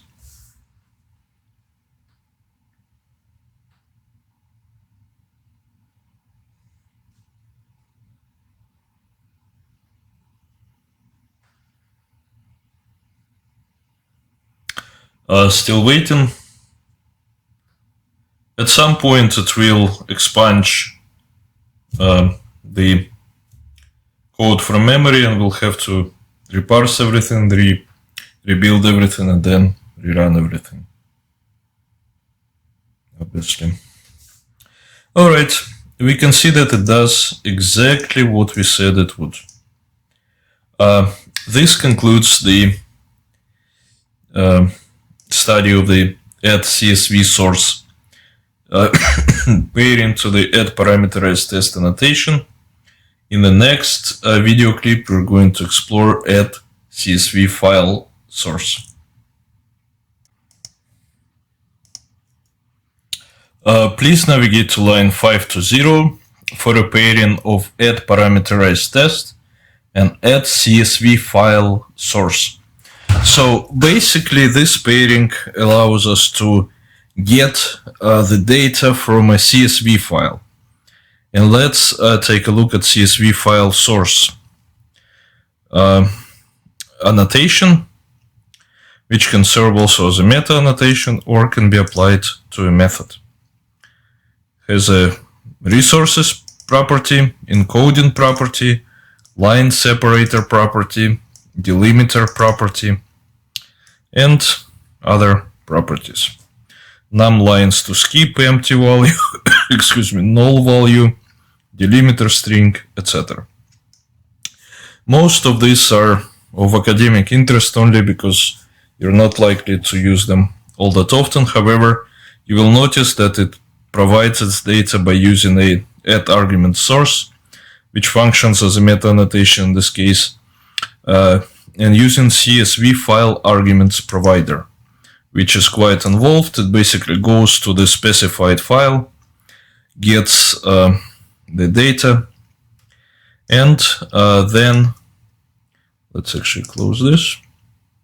It's very similar, you can see, to CSV arguments provider as well, except CSV arguments provider gets it from the add CSV source annotation, and this gets it from a file. And this file is available, in our case, in the auxil package. We put it in the auxil directory. Remember how Java goes by directory. And it contains 4 lines. This, this, this, and this. And obviously, each of those lines is going to be fed into, excuse me, into this variable, causing this unit test to be invoked 4 times. So let's take a look if that's actually the case.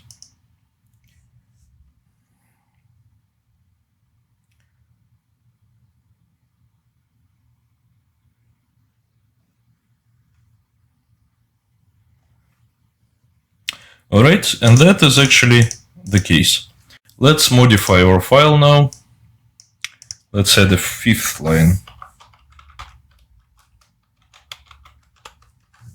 And see what it does.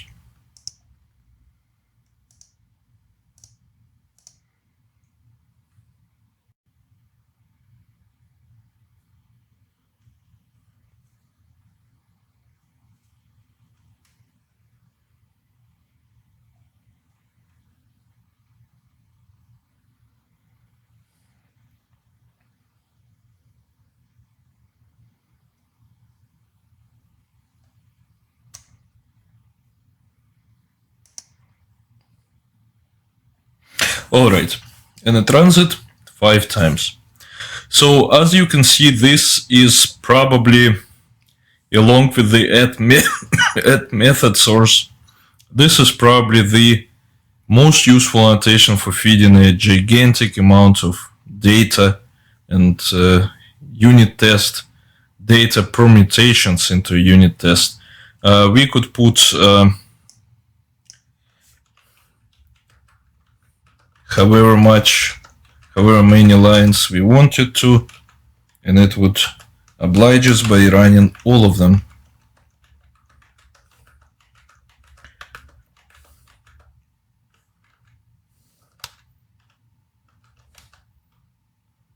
Let's see. We have put 560 lines of data, and let's see how many lines the unit will run. Postulated will be 560 times. And we'll see this here.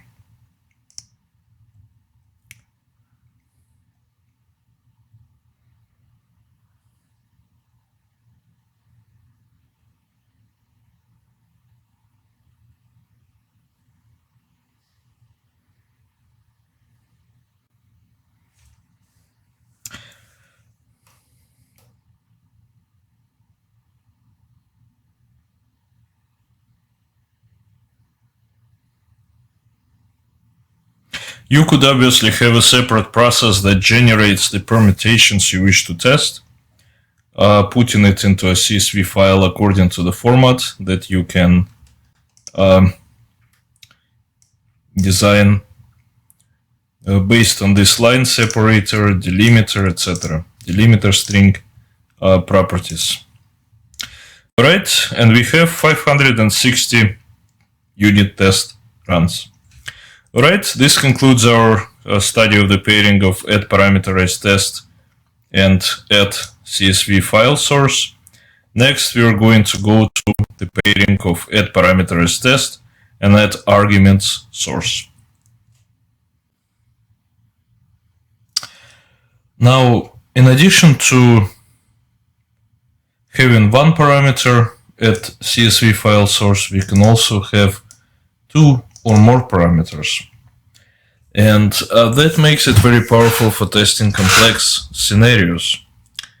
Add CSV file source supports not only the resources property, but delimiter property, line separator property, etc.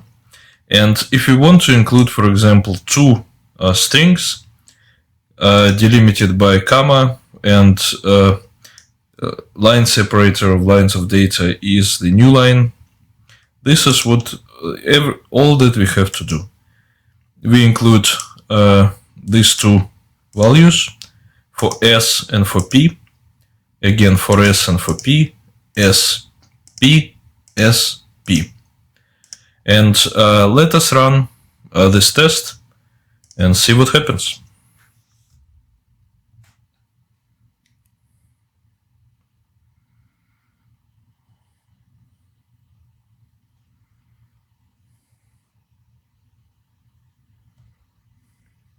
And the test runs and the tests pass. Alright, that is very powerful. You could include 50 parameters if you wanted. You could check all of their permutations by, for example, creating a CSV file by an external process that puts all the permutations in there. And then you could test all the permutations within your unit test to make sure that your code performs as it should for all variations in data.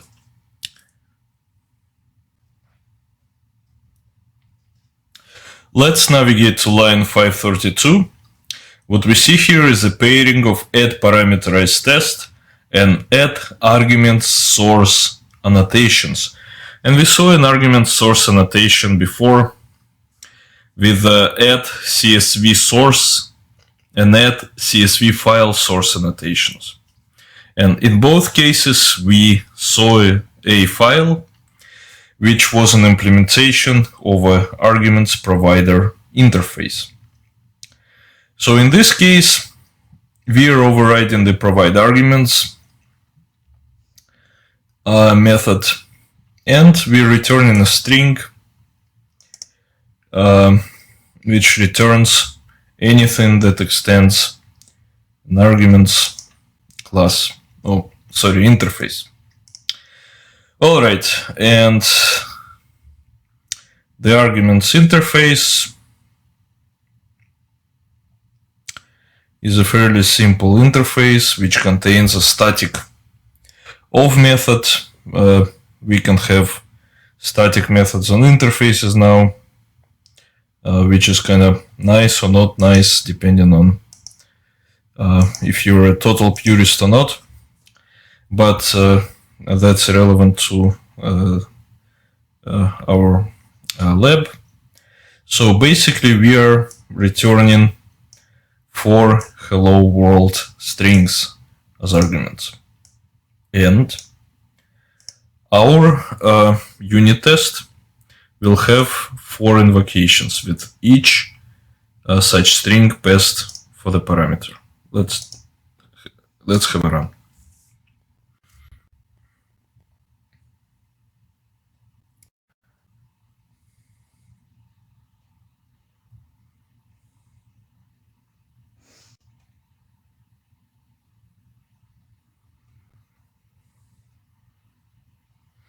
All right, and just as we expected, we have 4 invocations with those hello world strings, and they all pass.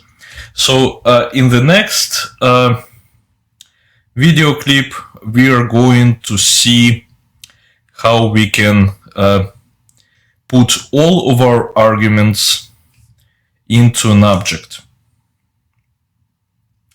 And that will be the subject of our next video clip, looking over the next 2 unit tests. In this video clip, we are going to explore the pairing of add parameterized test and with the add value source. In our case, we're going to use strings. However, we are not going to pass a string as our parameter, but we'll pass an object. In this case, a sample string. And let's see what sample string contains. Sample string contains a private string. It contains a private constructor. It contains a public static factory method for sample string objects. And it gets the getString method. So what will happen once we invoke this unit test? It will create sequentially 3 sample string objects from this factory method, which must be a public static method.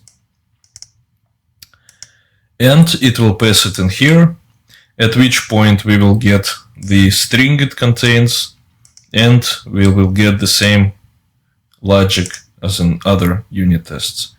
Let us run and see if that is indeed the case.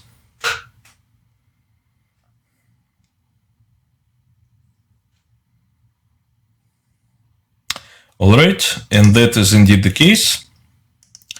All of our tests pass. So let us go to another way in which we can use the pairing of add parameterized test and add value source to pass something as a parameter that is not the exact type that we are trying to test, let's say. In this case, we are using another class. In this case, there is no factory method, but there is a public constructor, which is also another way to create an object that is different from the type we are declaring in the paired add something source annotation. So, and in this case, we do exactly the same thing. We get the string and we test the string against the all lowercase hello world, and it should be invoked 3 times, and let us see if that is indeed the case.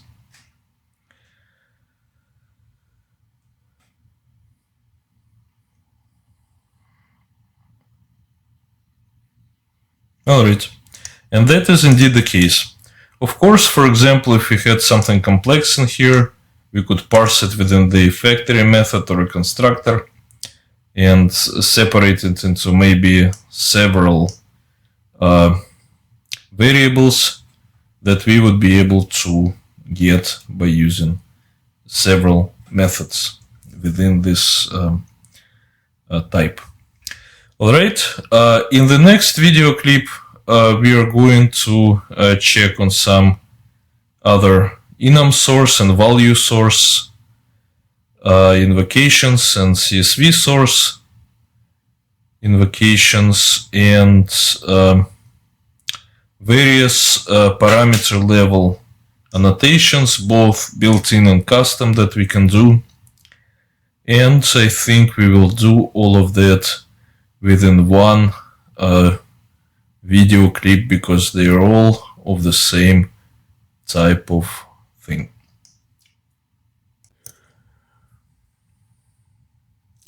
There are a few more really handy pairings of add parameterized test with a add something source annotations, and please navigate in the strings tests file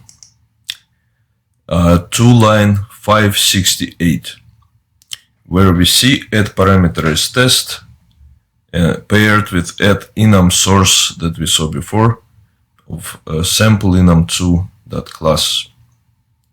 Let's take a look at sample enum2 class. It has 3 values: hello world, hello world, hello world in different capitalization. But now when we navigate to the variable, the parameter that is passed into the unit test, we see that it is a string, whereas here we have an enum. So how do we get from an enum value to a string value? Well, there is a very, very useful annotation called add convert with. Here's the basically the code for this annotation. It could be a meta annotation, or it could annotate a method parameter. And we see that it takes a value, a class value. In our case, sample enum2 converter. And let's see at this sample enum2 converter. It extends simple arguments converter. Let's take a look at the simple arguments converter. It implements arguments converter, which we see here. It must. Alright. This simple arguments converter just basically takes an object source and converts it, in our case, to the string. Because we get from the parameter context, we get the parameter and get its type, which is a string in our case. Alright, let's go to our class file and let's try to run it.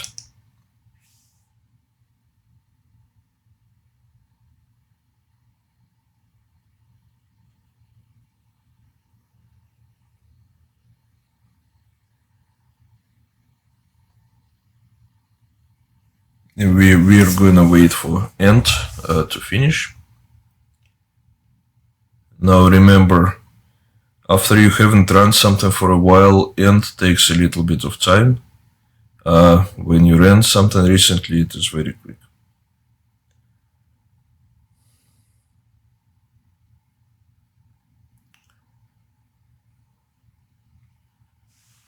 Alright, and so what happened? Our pairing caused, and our parameter level annotation caused the value of the sample enum2 to be converted for each type, for each invocation, to a string.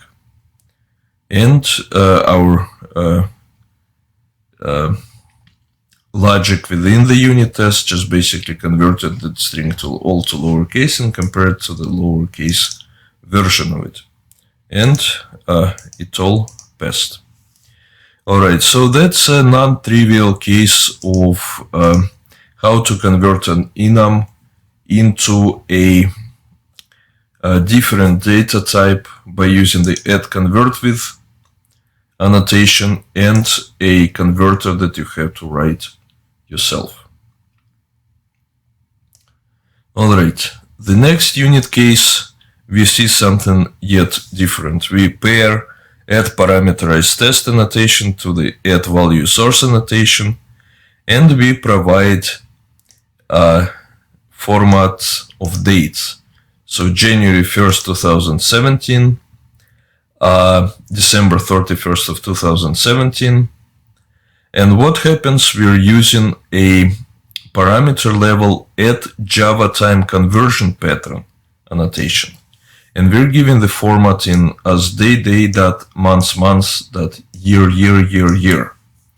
And we are converting basically the strings that we're providing within our values, add value source annotation, to locale date by using the parameter level add Java time conversion pattern annotation. Let's take a look at the add Java time conversion pattern. you can see that it could be a meta annotation, and it could be applied to a parameter, within a method invocation. And so it has the addConvertWith Java time argument converter class. So that basically takes a date according to the value specified, and it converts it to a locale date. This is a nice and nifty way to test dates in JUnit. All right, let's, and here we are testing that every time the year is 2017. Let's run it. It should be invoked twice, and it should pass both times.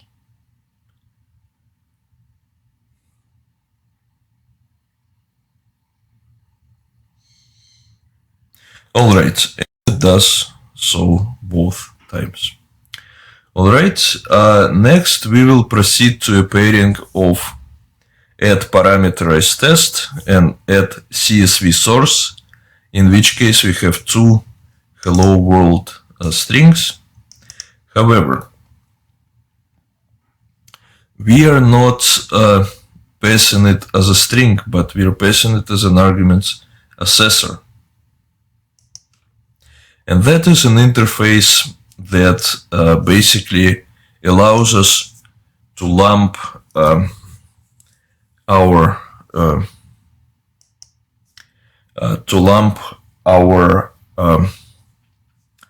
data type or data types that we're passing in, and to basically bring it into our unit test as one parameter. So if we had, for example, 10 various strings here, but we wanted to retain one parameter, we would do it through arguments assessor. And then we would do arguments that get string 0, arguments that get string 1, etc. And we could use obviously not only strings, but we could use objects. We could use any type of class. We could use character, boolean, byte, short, integer, long, float, double, string, etc. We could convert it to array, we could convert it to list, etc. All right. So in our case, we're just passing one string twice, and we should have two invocations of it. And after we're done, we should have two passing tests. Let's see.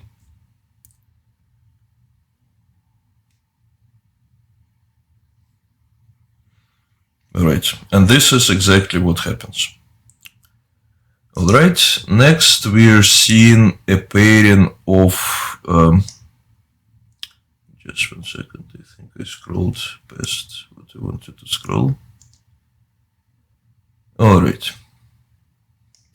we are seeing a pairing of add parameterized test and add CSV source with two hello world strings. But here we are seeing that we are seeing a new object called sample string 2, and we are seeing a parameter level annotation called aggregate with a custom sample string 2 aggregator. So let's review that in a little bit of more detail.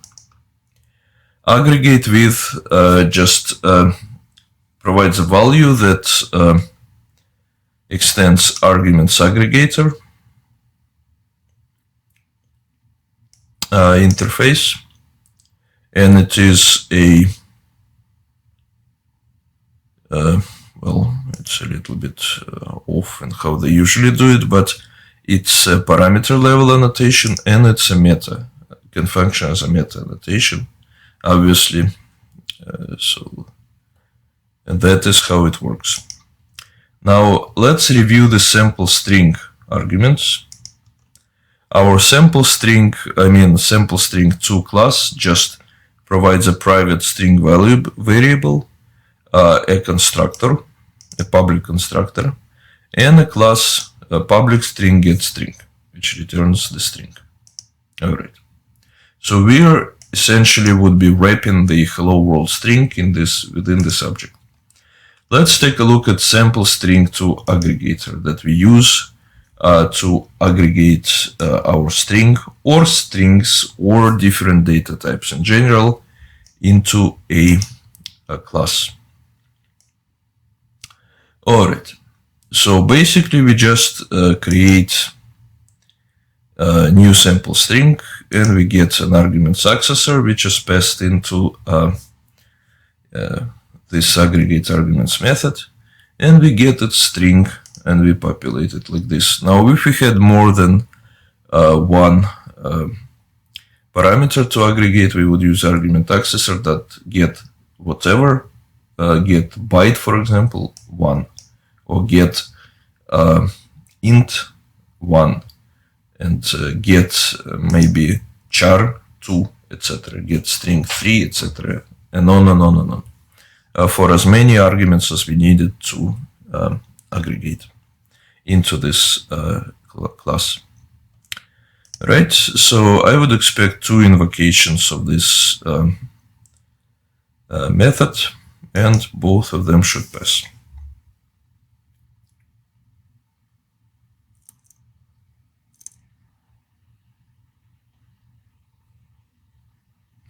Alright, and this is exactly what happens. Let's move on to the next pairing. The next pairing is not something we haven't seen. Oh, actually it is, but in 2 ways. It's a pairing of add parameterized test and add CSV source. But in this case, our parameterized test has a custom log output that would be placed here. So in our case, we're using run index placeholder, running string 0 conversion to lowercase, method, display name placeholder, arguments, named arguments with names. Now this just means parameter at location 0. Alright. Then we proceed, so that's what once we run it, that is what we're going to get here, and let's test it, actually. We're gonna run it twice because we have 2 things to review here.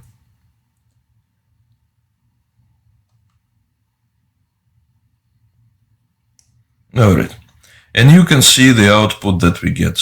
So, run 1, running string hello world, conversion to lowercase, method to lower underscore common underscore string 22, sample string 2, arguments hello world, name and arguments hello world.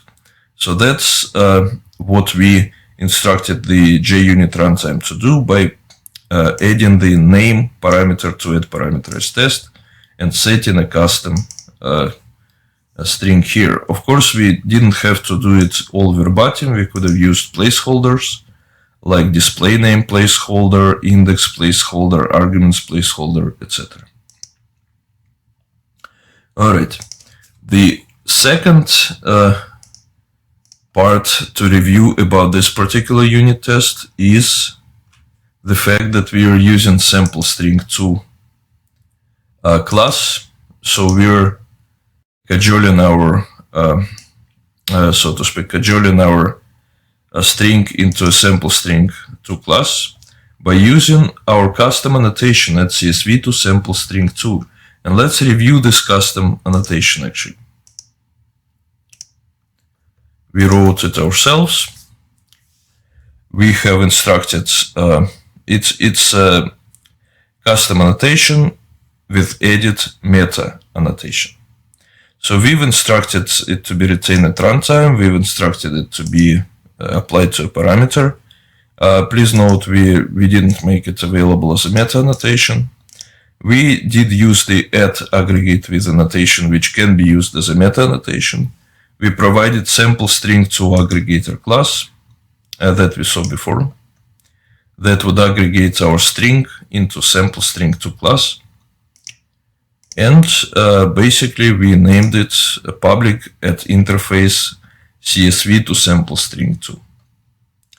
Alright, so we created our own annotation that will now automatically cajole or convert this string into a sample string 2 class that we will use later to get the string out of here. Alright, so let's run it again, just for the sake of completeness, because we ran it already. It will run twice and it will pass both times with a custom name and the application of this custom annotation. Alright, and we see that it works just fine. Alright, our next and last at parameterized test unit case for Lab4, we still are applying a custom name parameter.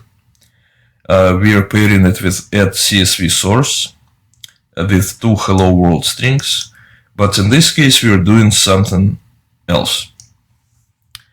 We are using string s as before. We are not doing any conversions or manipulating the string in any way, but we are also adding a test reporter class, or rather interface. Let's take a look at it.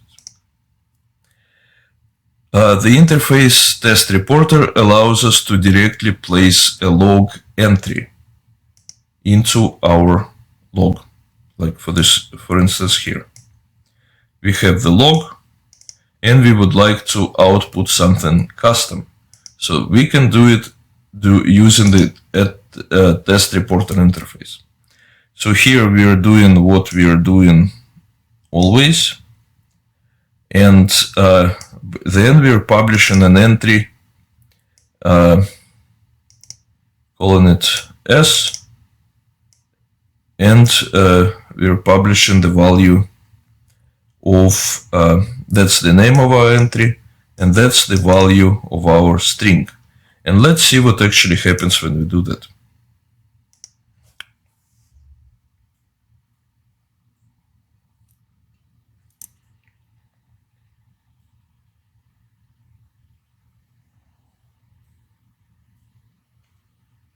Alright. So let's see what we actually did. We have this custom descriptive string of what it's doing, but in the log also we have a timestamp. Then we have the name of the of what we wanted to output, and we have the value of what we wanted to output. So we are actually kind of helping our testing, if you will, by doing this. We could also not just put the name of the variable, we could put some descriptive string, etc., etc. And the same happens for the second case as well. So it's a very good help for our looking that our unit test is doing exactly what we wanted to do. In addition, of course, to debugging unit tests, especially if they're complex, always a good idea. All right. So we have covered in this video clip, we covered 6 various pairings of add parameterized test with add something source. This concludes our expoundment on the add parameterized test annotation, which is a very varied and very powerful annotation. And so I would urge you to review it several times maybe, because this is, along with that repeated test annotation, that parameterized test annotation is a very, very powerful annotation for advanced JUnit testing. In the next video clip, before we go to maths-tests.java, I'm going to, as is the custom, retype these annotations several times to engage your tactile memory. Alright, in this video clip we're going to retype some annotations. Let's navigate to line 374 and retype parameterized test. You can use the 8 that the IDE provides, but I would type it by hand. Alright, let's do value source.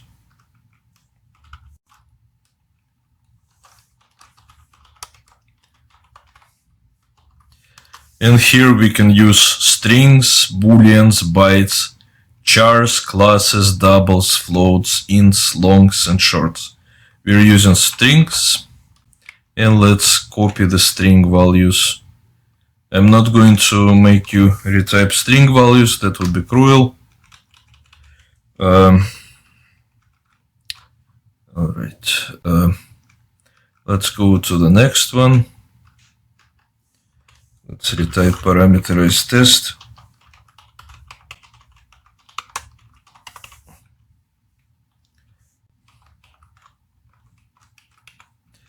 Let's retype null source.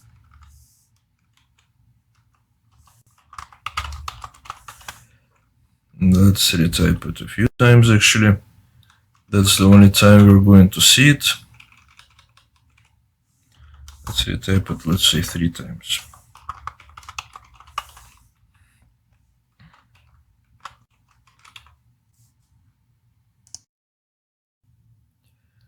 Alright, let's do it the 3rd time.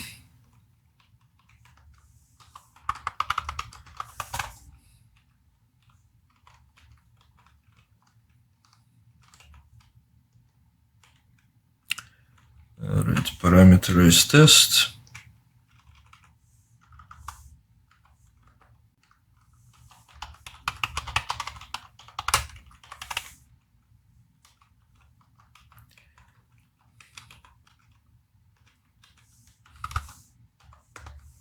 Empty source.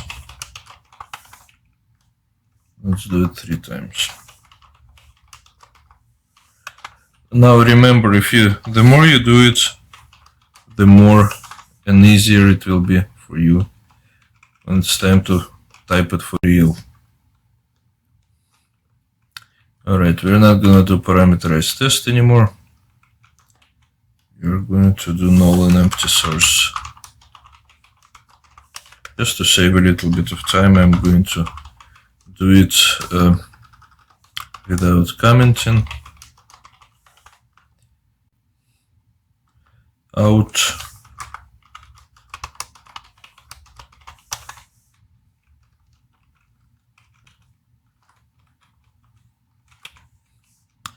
Alright. Let's do enum source.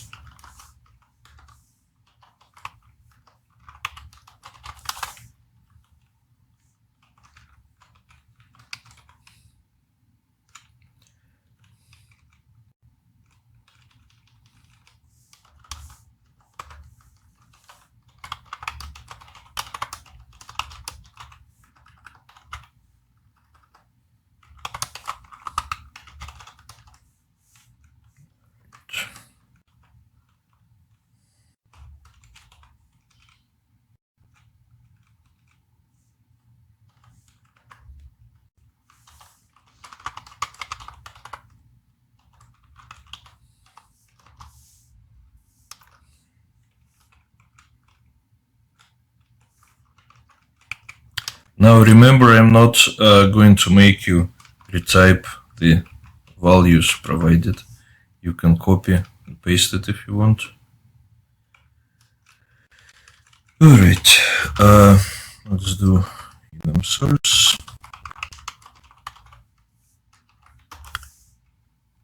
And we can have names, we can have modes.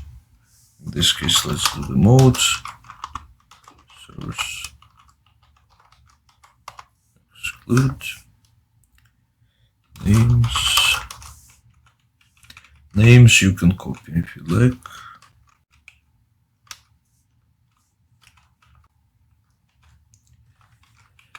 Let's go on to the next one.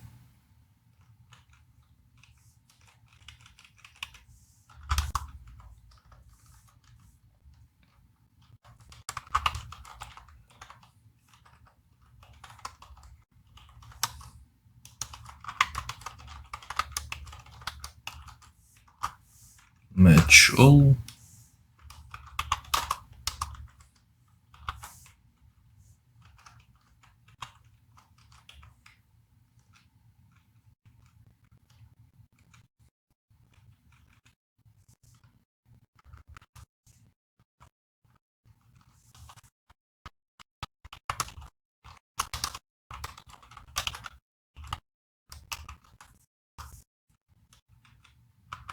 Match any.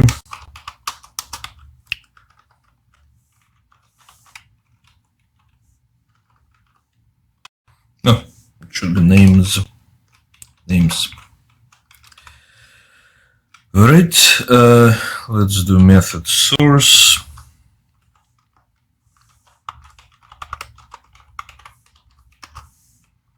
Method source just has a value that we can skip.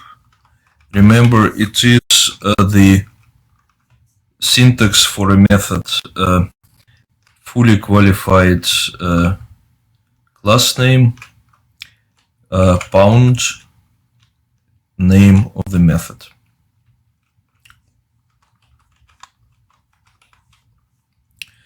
Let's go on.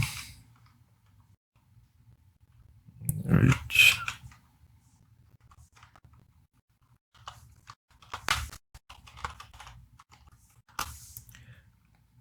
Delimiter, we could have value, delimiter string, empty value, null values. Right. Let's do this.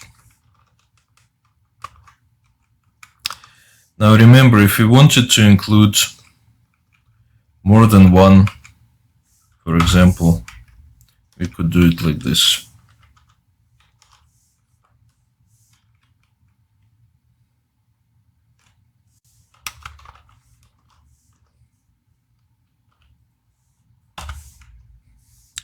So if we wanted to include, for example, not one, but two parameters, we could do it like this.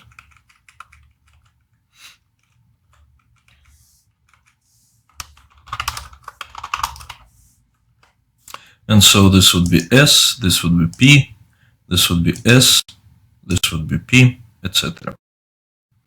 All right. Let's do this.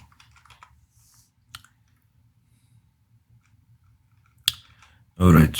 CSV file source is a very, very powerful.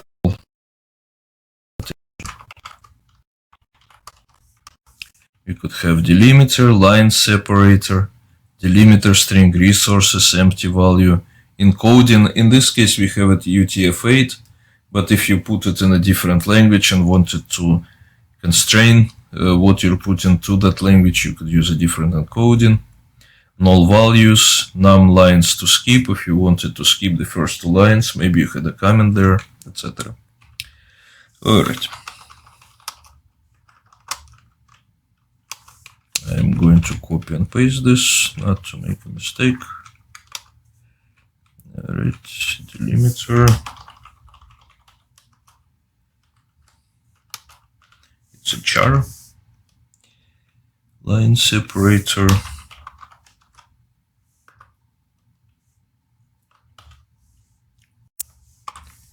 And I'm going to add lines, num lines to skip equals 0.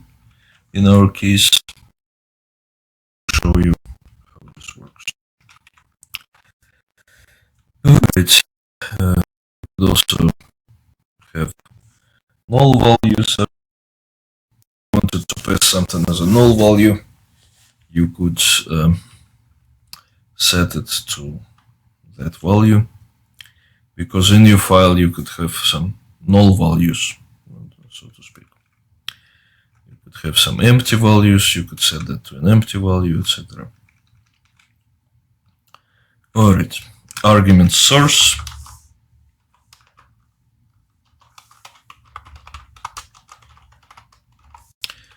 You could just copy this by hand.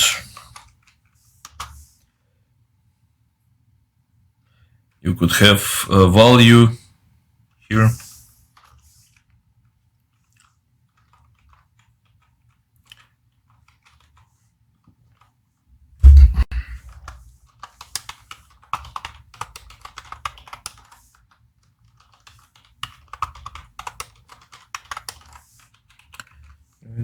just to make sure that your motor memory memorizes the typing of these things. That is essential. Your hearing memory will usually be the worst, followed by your by your visual memory. Some people are very good with their visual memory. They will take a look at something and memorize it forever. But if you're like me and most people, your best memory is your motor or tactile memory. You have to write something out. You have to do something to memorize how it's done. Okay, let's do value source a couple of times more. Let's actually do it like this. Let's copy it.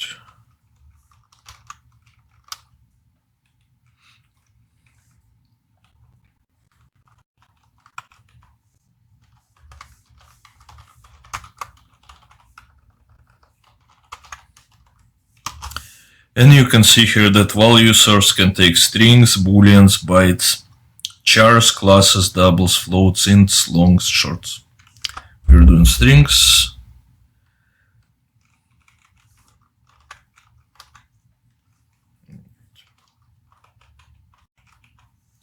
And let's do it one more.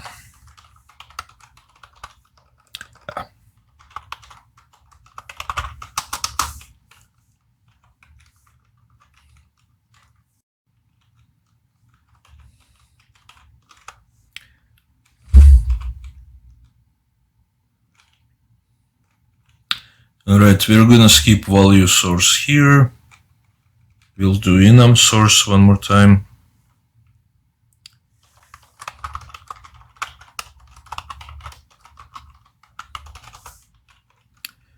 Alright. And then we're going to do here convert with. Alright, we can just copy and paste this, and I apologize. I'm typing without looking at the keyboards, which I haven't taken that course where I can type without looking, which is something every programmer should do, but haven't gotten to that. Let's do some more. Convert with, just an essential skill that you might want to purchase some software that will enable you to do that, to type with both hands with 10 fingers without looking. That would be fantastic, but I don't know how to do that yet. Alright, one more time. Although I noticed that with time I'm typing with more and more fingers without looking. Sometimes not perfectly. Alright, at convert with, sample enum to converter.class. Let's do the next one. Let's keep the value source, but let's do this one. Java time conversion pattern. And we can see here.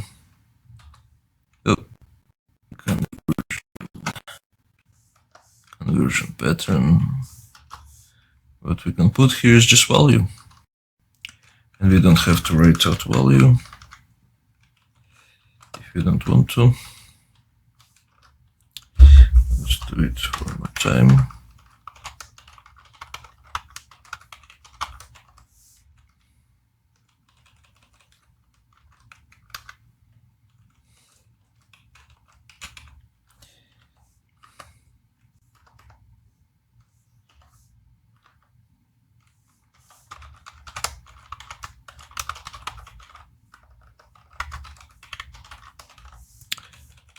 Okay, let's copy and paste whatever's in string format.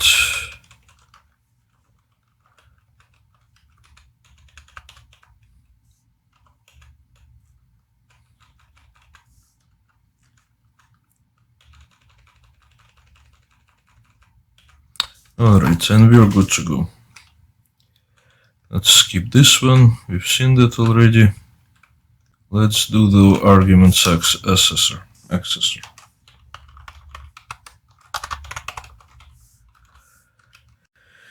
Alright, arguments accessor.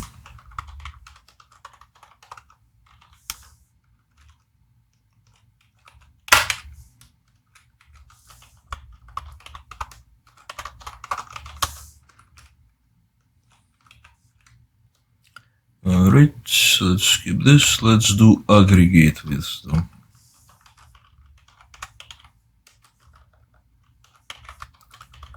Aggregate width. You can just write like this.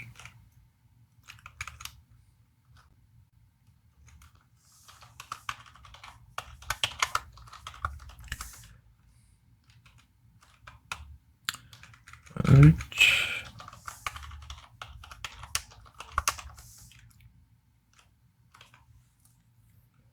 Alright. Here, parameterized test, we're going to type in the name.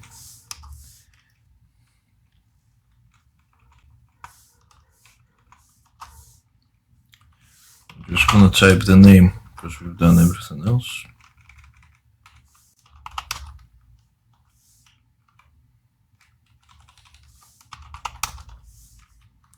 Alright. We're not gonna type this, but I highly urge you to memorize it. Okay, we've done this.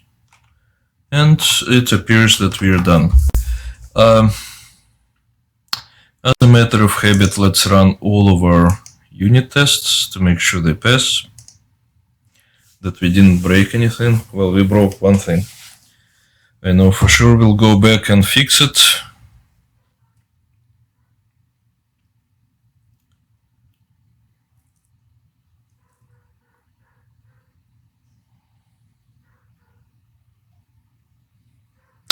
Or rather, we will have one test not passing because we added a parameter, if you remember, at CSV value.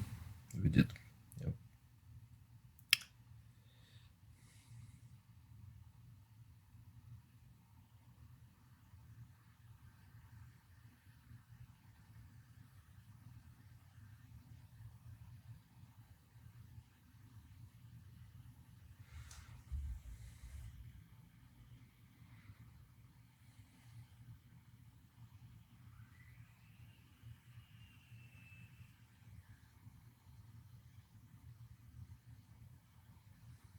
Alright, we got a whole lot of tests here due to, let's see which ones failed.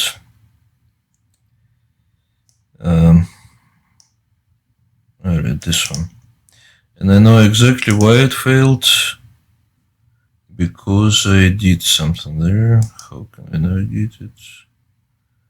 Jump to source, okay. Alright, that's what I did to make it fail. Just to show you how to add multiple values per line. And we don't need this anymore. And we don't need this, so now it should be fine. Let's run it again. Now all 707 tests should pass. And we'll be good to go.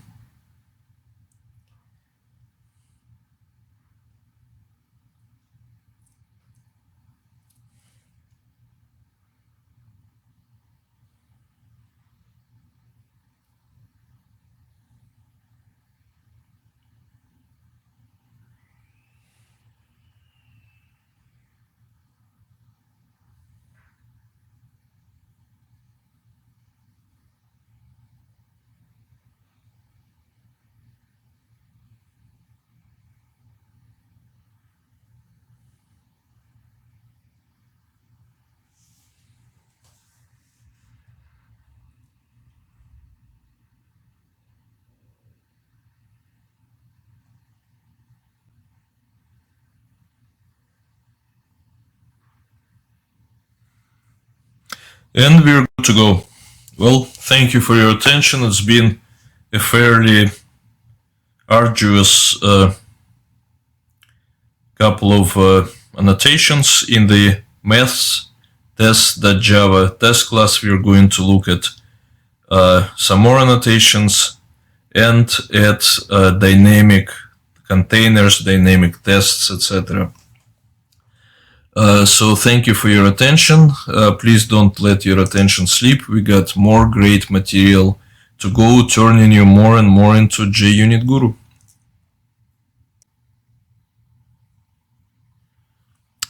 In this video clip, we are going to start exploring the advanced JUnit annotations located in the math tests.java file.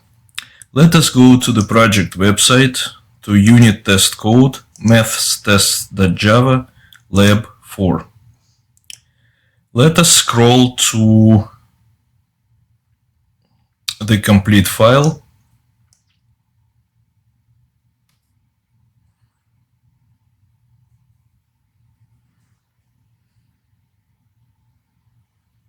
All right. Let us click on copy. Let's go back to IntelliJ IDEA. Let us create this file.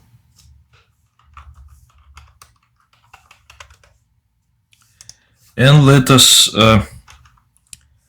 paste what we just copied. All right, we're good to go. Let us see if there are any errors in the file. In the last file, there were a couple of errors based on the fact that I pasted some things on 2 lines that should have been in 1 line, forgetting the plus sign. All right, it seems there are no errors. Let's run all the unit tests just to see that they work okay.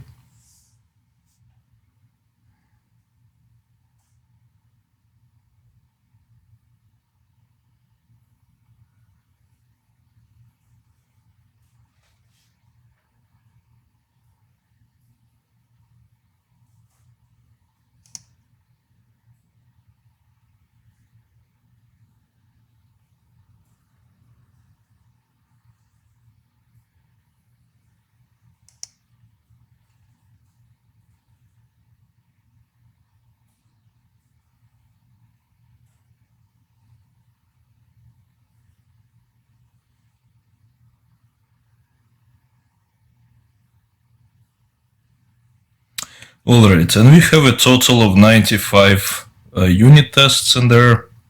94 pass, 1 is ignored because that it has the disabled annotation.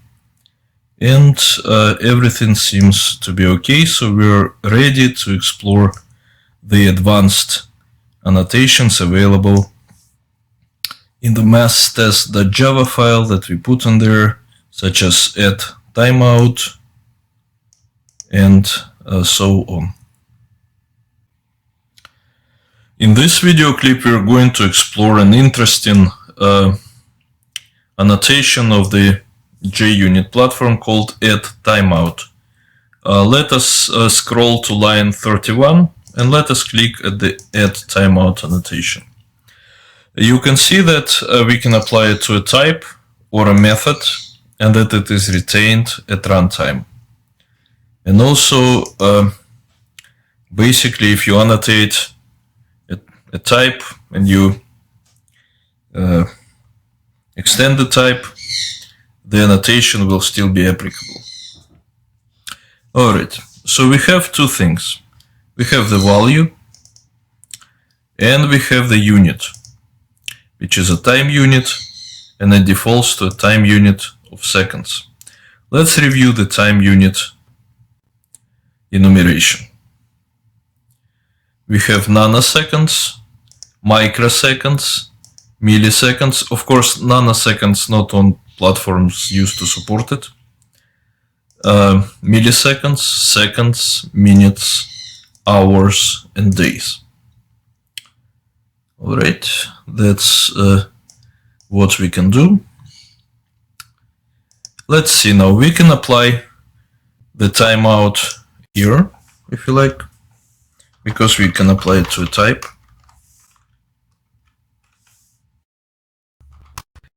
Let's say we want within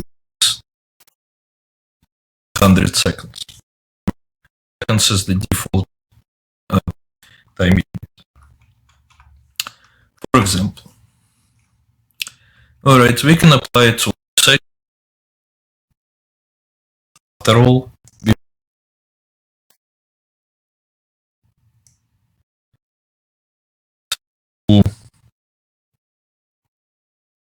unit test, if you like. For example, like this we can apply. So we wanted to complete in 1 second or less, for example. We can apply it to a nested inner class. Let's say we wanted to complete in 10 seconds or less. Alright. So basically what this causes is it causes the Java unit runtime to time the running of your methods,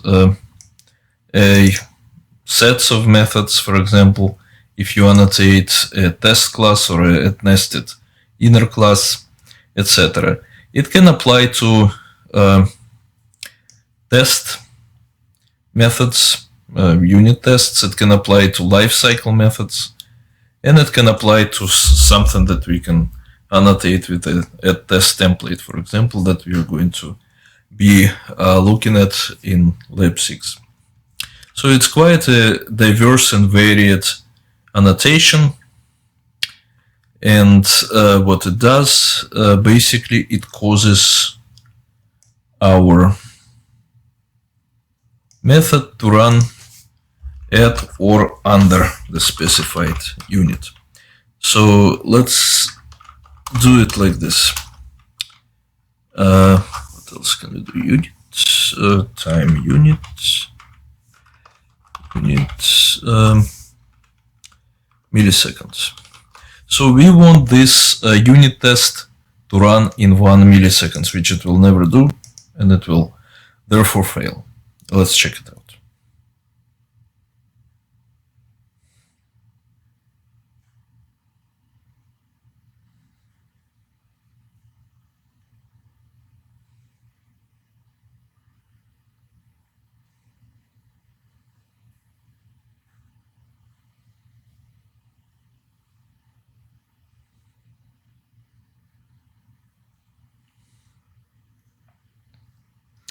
Alright, I would expect it to fail. It's clearly not gonna run in 1 millisecond. Alright, java.util.concurrent.timeout exception. Our unit test timed out after 1 millisecond. Now let's set it to 500 milliseconds, half a second. All right.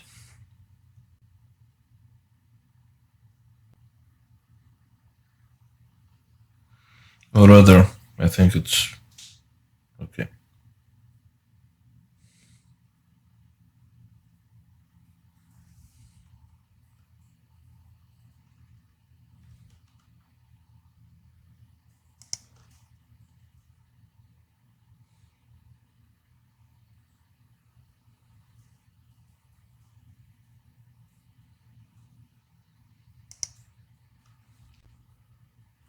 Alright, I would expect it to pass.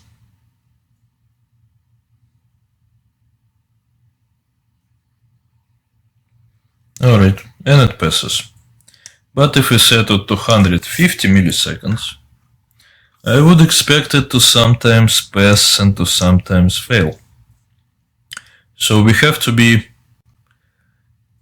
a little bit careful about it, because Java, if you recall, is an interpreted language.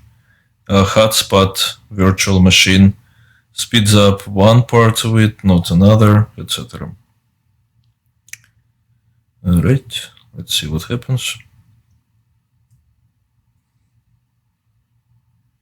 This is an incredibly useful annotation if you have a hard requirement that a method must run in under 1 second, for example, or 100 milliseconds. In that case, your performance benchmark. If it's not met, it's not met.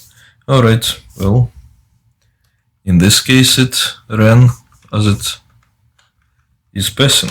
Let's try 100 milliseconds and see if it runs at 100 milliseconds.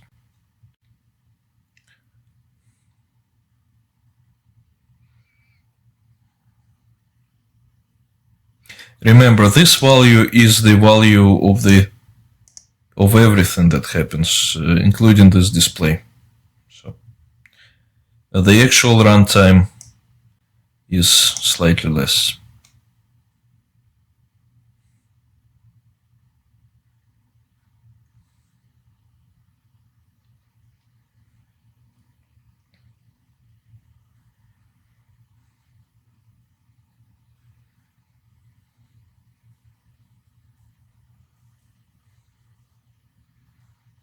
And still passes.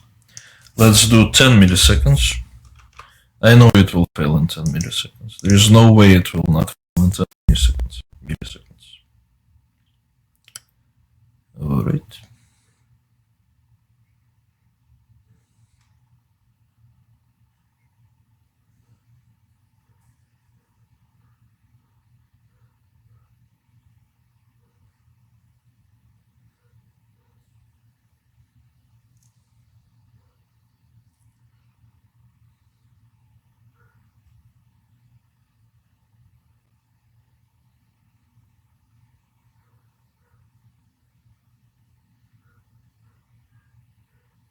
Yes, and it failed for 10 milliseconds. Alright, so you see how it works. It works pretty well. If you have hard timing requirements, you must use add timeout. It's listed in experimental state, but trust me, it's pretty robust and works pretty well. So you should use it. Alright. In the next video clip, we are going to explore the add test method order annotation. In this video clip, we are going to explore various permutations applicable to the add test method order annotation. Now, tests, unless this annotation is used, the JUnit runtime runs without any order that we are aware of.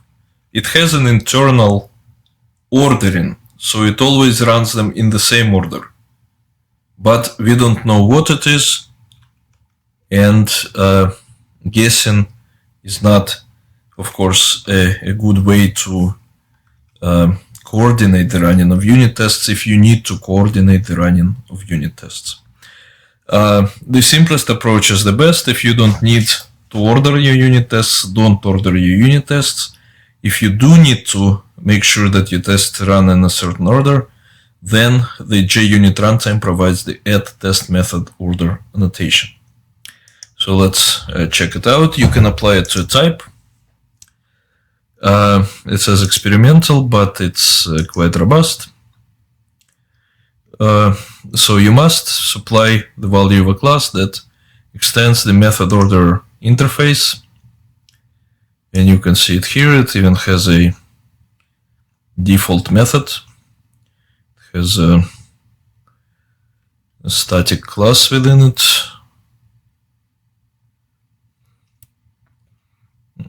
Another static class. And another static class. So we can do it like this.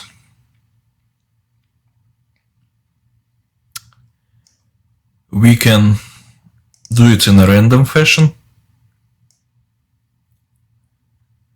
We can do it by using the order annotation. And we can do it alphanumerically.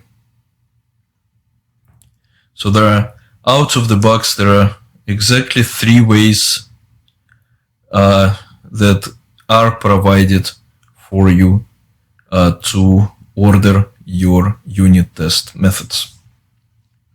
There is a fourth way also. You implement the method order interface directly, which we also do. So let us proceed. The first thing that we are going to order it by is the order annotation. We are going to place it on our nested inner class sum tests. And we're going to, for each unit test, we're going to supply the order annotation. Let's review this annotation. It has a value and it has a default. All right. So we're going to supply the order annotation for unit tests that we have. And we're going to do 2, 1, 4, 5, 3, 6, 7, 8. Okay. Already.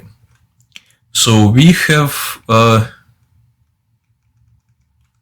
created an ordering within our unit tests, and now we're going to see whether our unit tests actually run according to this ordering.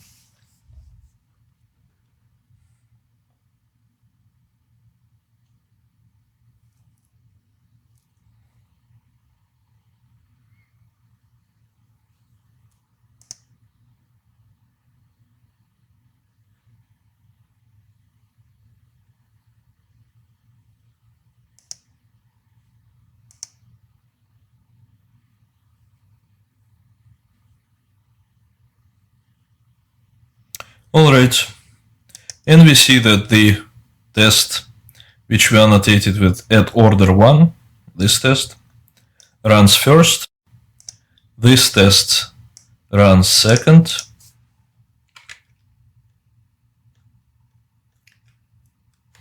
this test runs third, this test runs fifth, test runs fourth,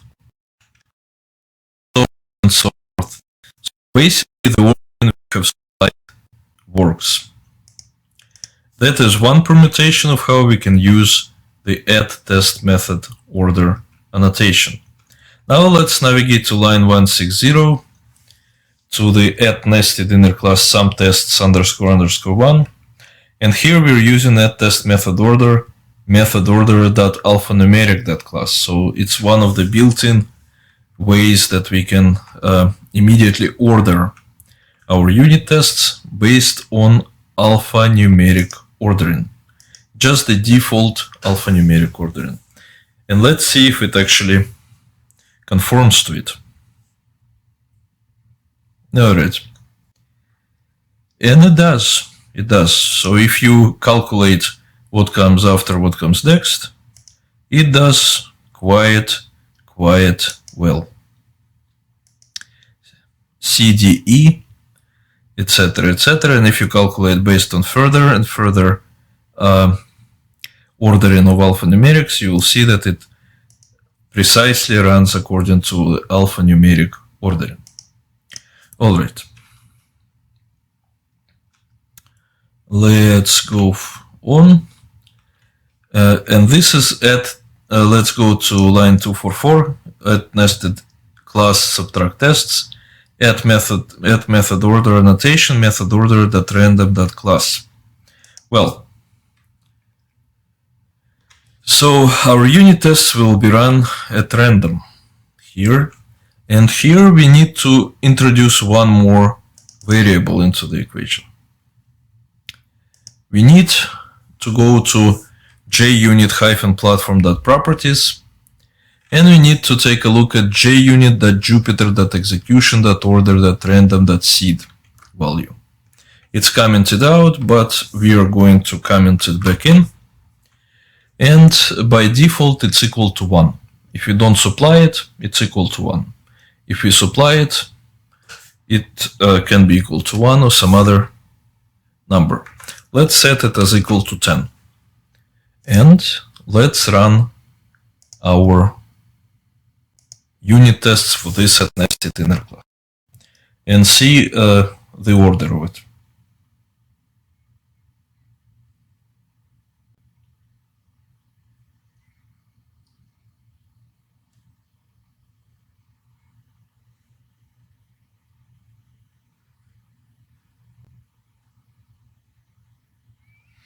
Alright. And so it runs in this order. It produces this horrendously looking seed in here. So what we're going to do now, let's kind of make a photographic snapshot of these 6 methods. Let's go and set the seed to 100. And let's see if the order is going to be different, and it will be.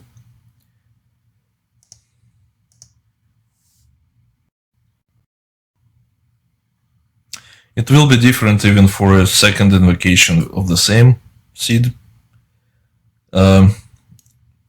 So the computer generates a pseudo-random number that it uses to order.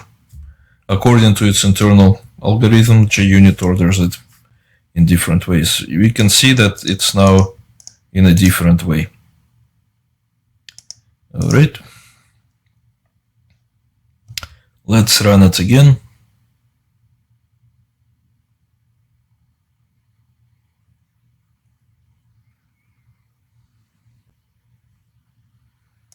All right.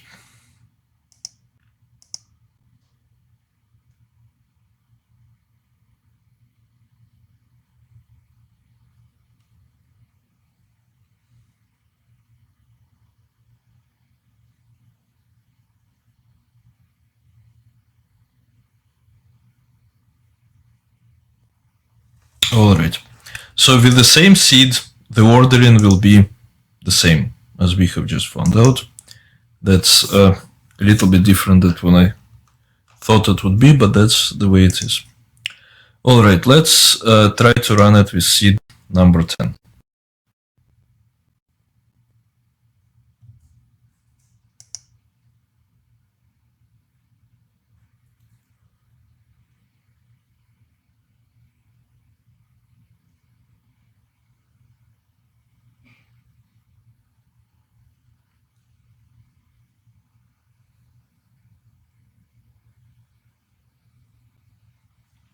All right. Let's run it again with number 10. It's CNSEEC. CNSEEC. These numbers, these letters. Let's see if it conforms to it this time.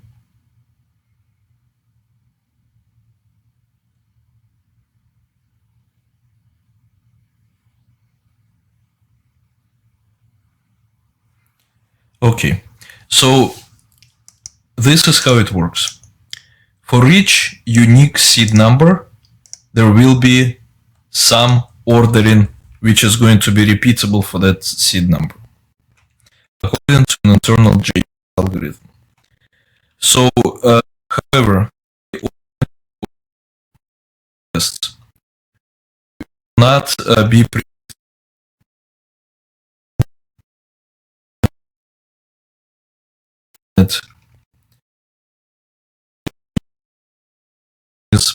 and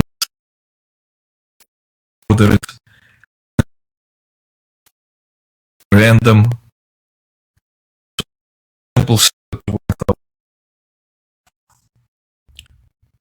and see what it does.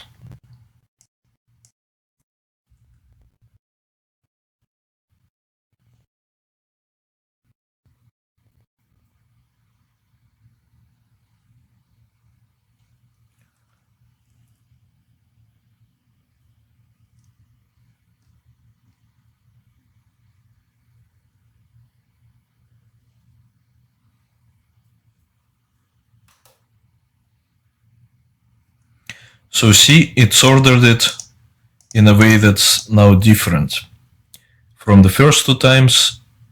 Let's run it again. SCCNEE.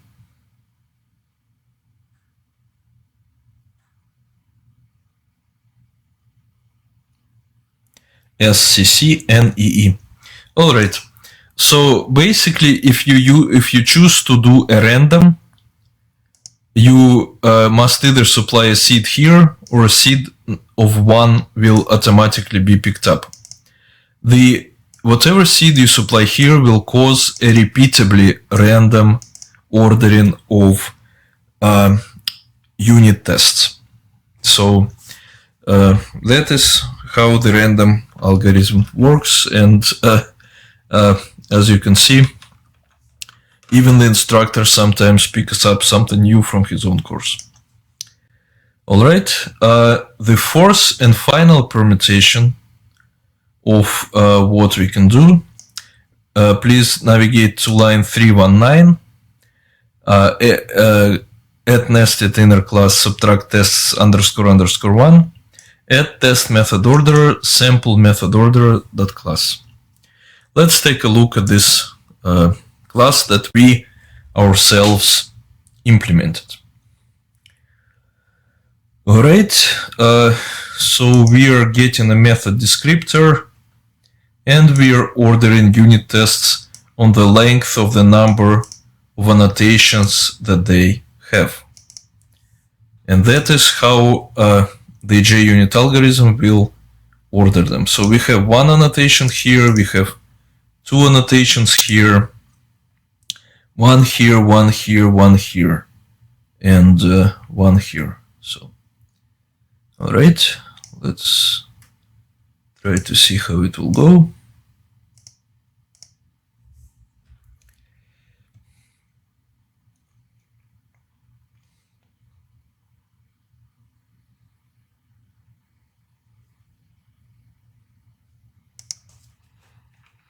All right, and appropriately, first it places the method which has two annotations, and then it kind of places them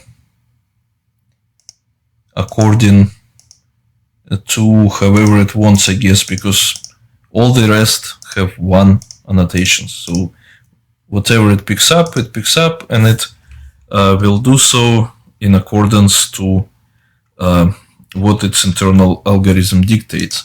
We can, of course, somewhat circumvent this. Let's do display name, and just let's do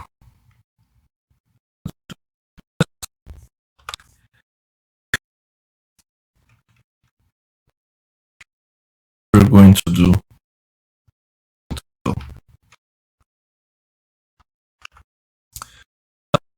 unit test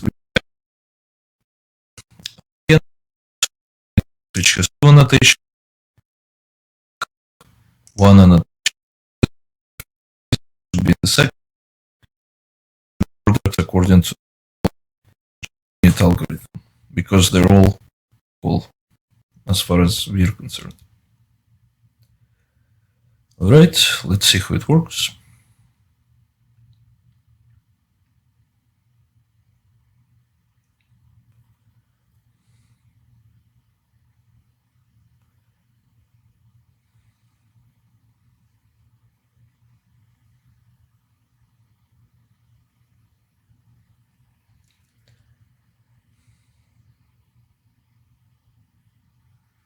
All right, so please note that add display name equaling to test will cause this line here to be replaced with test.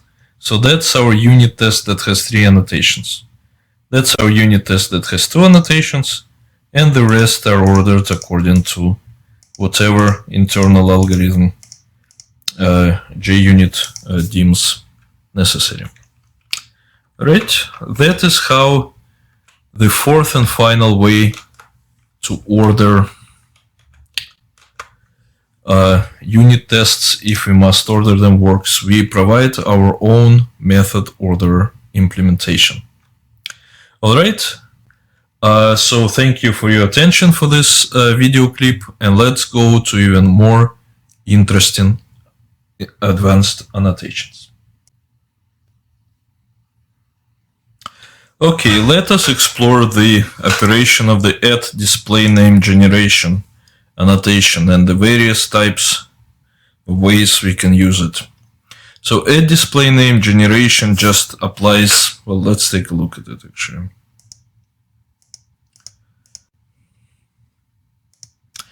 It applies to the type exclusively, and that means top level a class or an inner class.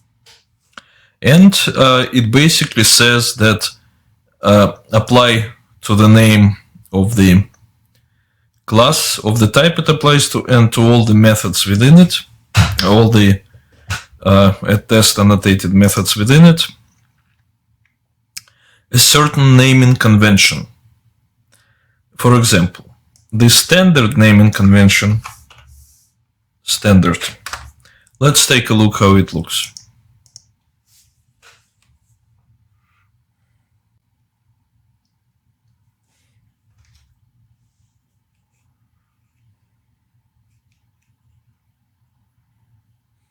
And we'll wait a little bit for and to compile everything.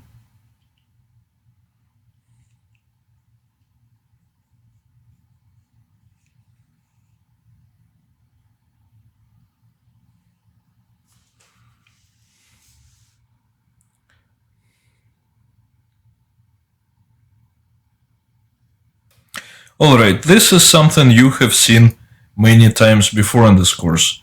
So basically it pipes out the name of the inner class. Just a second. The name of the inner class and the unit test names contained therein. Now let's do something slightly different.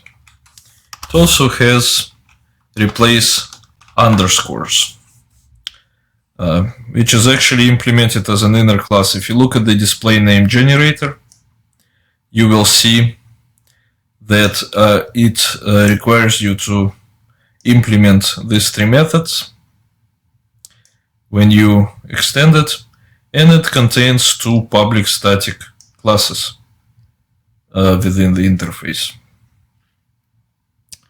Alright, it contains replace underscores and it contains standard class. We saw how standard operates. Let's now take a look at the replace underscores.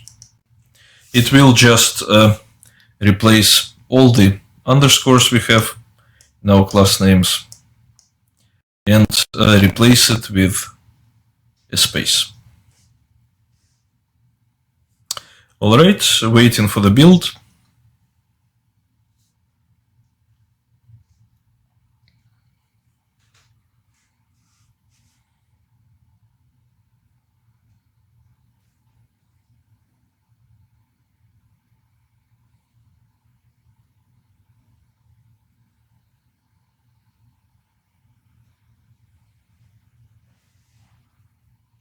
And there we go. So we don't have any underscores that we used to have.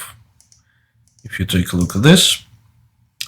Now, what happens if we want to override the name of the type of a type or the name of a unit test?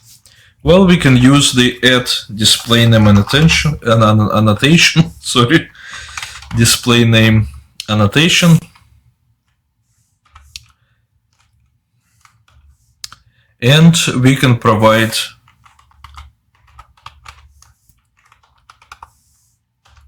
for example, we want to say multiply tests1, and here we want to say something like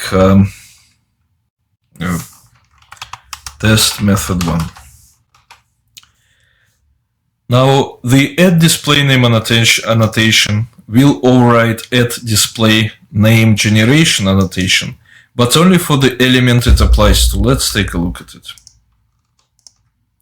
You can apply it to a type or to a method.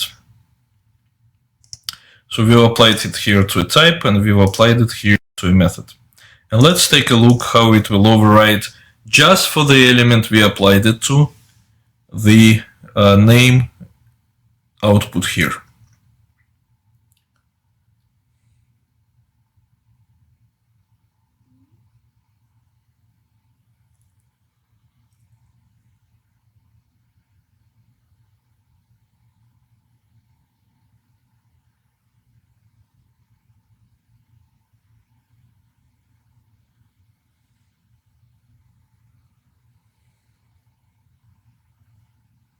Alright, so we overrode the type's name and we overrode the unit test's name. It is in the first location here, but in the third location there, because JUnit, without our specifying the method order, outputs it consistently but according to its inner ordering schematic, which we are not aware of. Alright, so that is how we can do it using standard method or replace underscores method, and that is how we can override on an element by element basis what is generated. However, there is one more way we can do it. We can roll our own display name generator. And let's take a look at this. The sample display name generator class that we implemented implements display name generator interface and, as required, overrides 3 methods.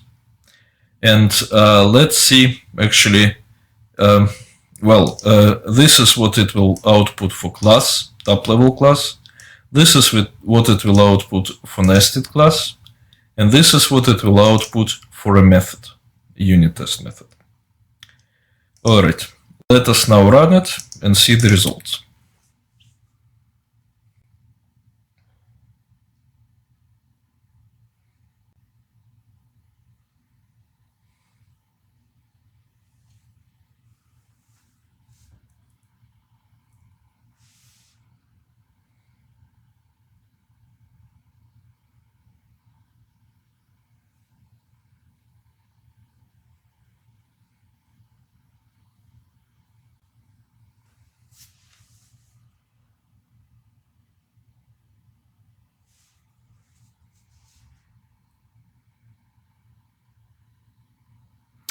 Alright, and you can see that we generated the fully qualified test name for the inner class, and we generated a fully qualified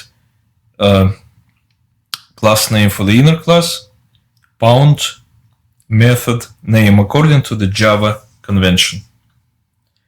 Right, and if we wanted to override it on a element by element basis, we could still use add display name as we did in the previous example.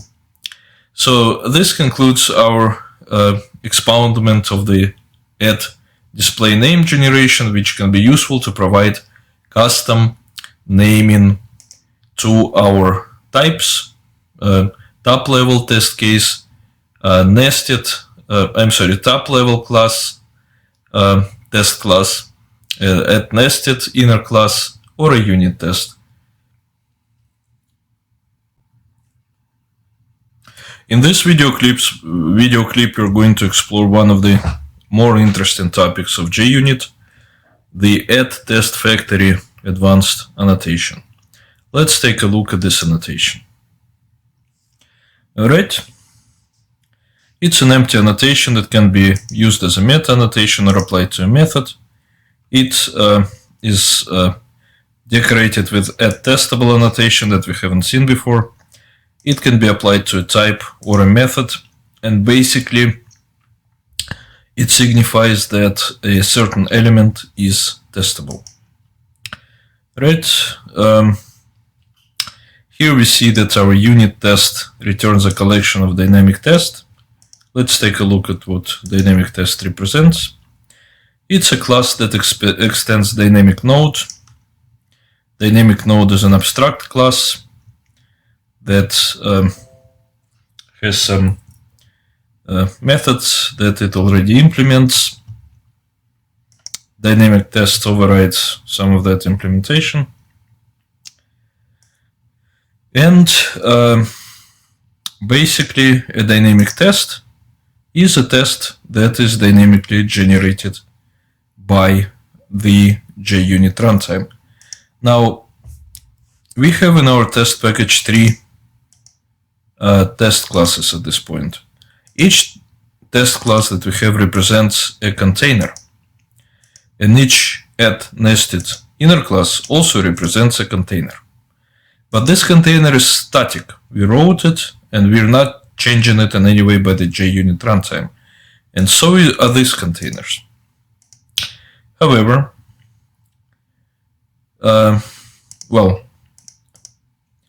each such container contains tests, which are static in nature. This is different from them being decorated with a static modifier. No, static in this case means we wrote them and they're immutable at the point of the running of the JUnit runtime. Alright. However,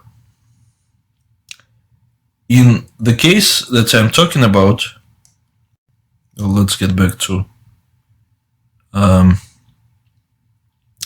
there it is. The dynamic test I'm talking about is generated by the JUnit runtime at runtime. So here, for example, we are returning a collection of dynamic tests that are going to be run by the runtime, and we are using, well, let me show you what we're using. We're using a static import there. We're using a static import of the org.junit.jupyter.api.dynamic container class called dynamic container, which we will see later. And we're using a static import of the org.junit.jupyter.api.dynamic test method, which we are seeing right now in action. We'll see it right now. Alright, if you take a look at our code, you will see that we are returning a list, which is a subclass of collection, of this static method invocations. Each invocation creates a dynamic test. So let's take a look at this method. First, it has a parameter display name, which, if you recall from the previous clip, is the name which will be which you can view here once you run the unit test. Second is a lambda, or rather an instance of the executable functional interface, which we choose to write as a lambda for readability and conciseness. And within it, we are actually implementing a full-fledged unit test. And we're doing the same here. And we're doing the same here. Now, let us run this unit test and see what happens.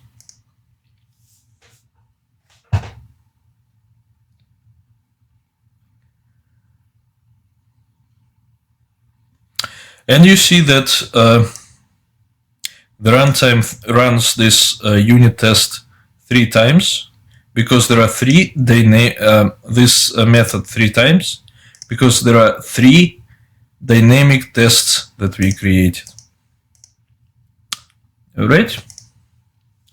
Now, the test factory annotation helps us in this manner, because it annotates a unit, or rather a test, or rather a method, as containing a factory of tests. And as such, it must return only several data types. One of them is a collection of dynamic test, or a collection of dynamic container, or a collection of dynamic node, which, if you recall, is the abstract class, the superclass of both the dynamic container, which we will see later, and of dynamic test that we have just seen. Let us go to the next test factory. We can also return an iterable of dynamic container, or dynamic test, or dynamic node. And here we're doing exactly the same thing. We're creating 1 dynamic test, 2nd, and a 3rd dynamic test. So let's run it and see what happens.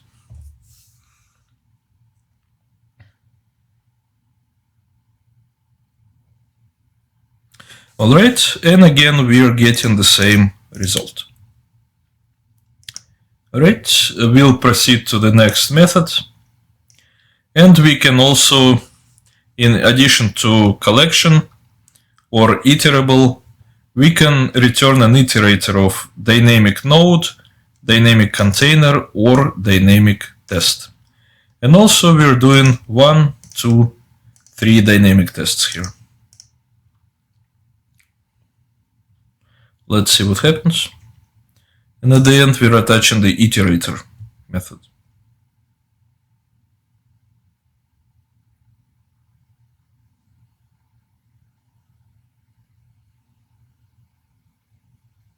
Alright, and here we go. The next method, also annotated by addTestFactory, we're returning an array of dynamic tests. And we're doing the same thing as before, except we're returning it as an array. 1, 2, 3 dynamic tests. Let's run it and let's see what happens.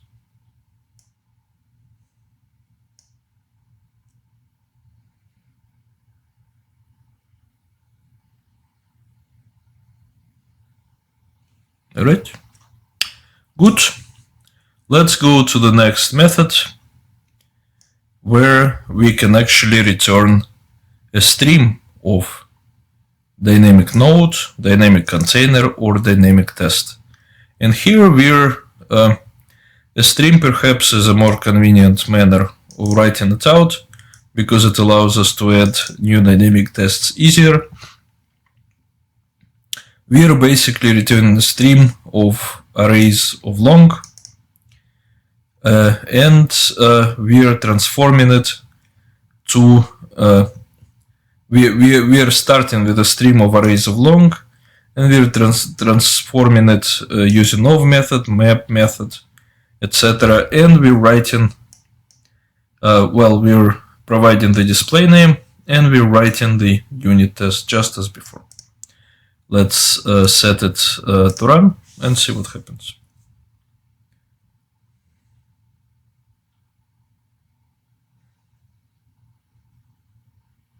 Alright, and there we go. Perhaps not as descriptive as we'd like, but that's what it says here to do. Alright, in the next test that we're going to do, we're actually returning a dynamic container. And the dynamic container basically takes a display name, and then it takes the set of unit tests, dynamic unit tests that we would like to generate. And let's see how it will be output, because it will be output slightly differently.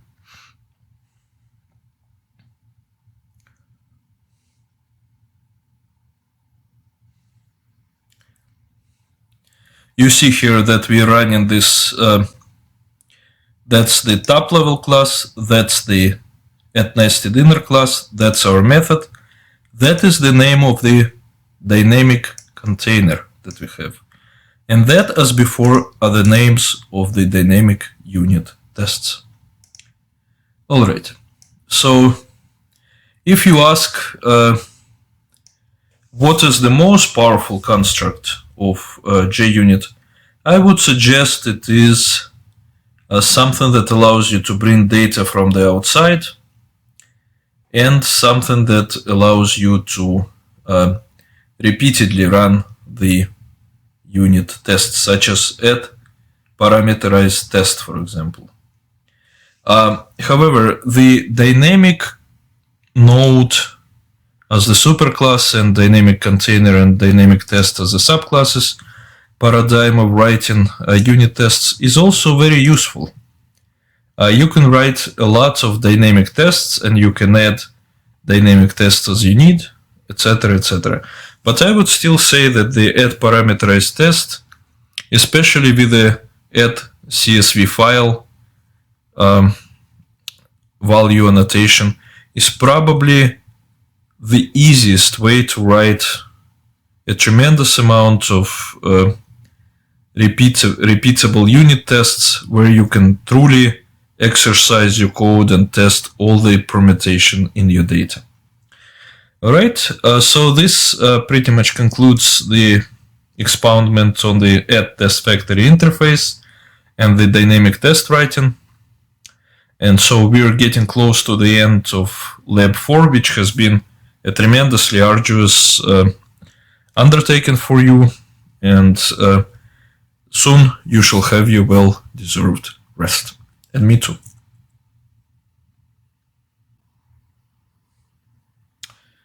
Let us review the several ways we can use the add temp dir annotation. First of all, let's review this annotation. It's a very simple annotation that can annotate a field or a parameter and has an experimental status, but you can use it. And basically it's just public add interface temp dir. One way we can use it, we can annotate an instance variable. We can annotate a path or a file as add temp dir. And if the JUnit runtime cannot create this path or file at the runtime, it will throw an exception. So, but suppose it's created it just fine, and remember we helped it by creating it ourselves. So that's where it is. If it created just fine, it can continue, and you can write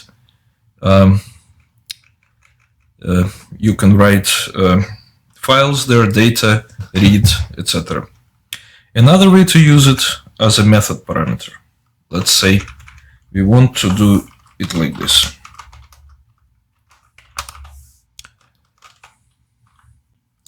So we want to pass in a add temp dir path p or a file p, for example. All right.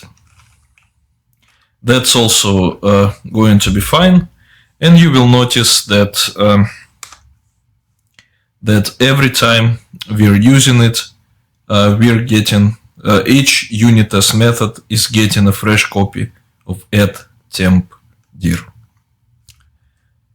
All right. What if we want more than one unit test to make use of a temp dir? In other words, what if we want to share the temporary directory? There's also a way to do it. We can just put it like this. And we can just call it static. And that's basically where we have a add temp dir that will be persisted along across all the unit tests. All right. We can write to it, we can read from it, we can create files, delete files, modify files, etc. So in this case, where the variable is static, it's shared across all the unit tests. If the variable is instance, or if it's passed in as a parameter, it will be used in U for each unit test. So each unit test will have a separate temp directory, because at the conclusion of a unit test, the existing temp directory will be deleted.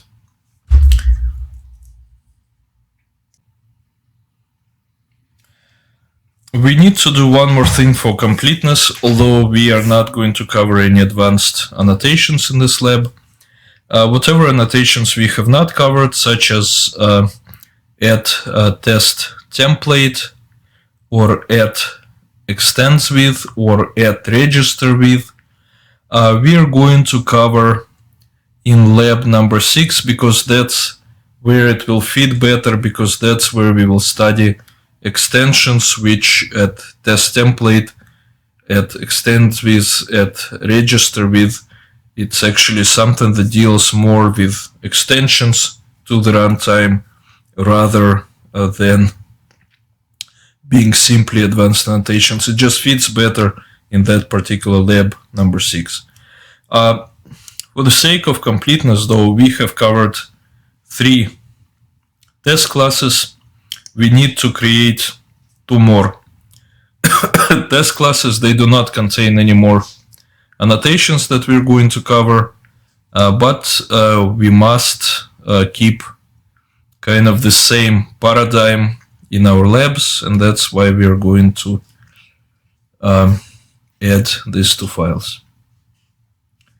All right. Let's go to lab number 4.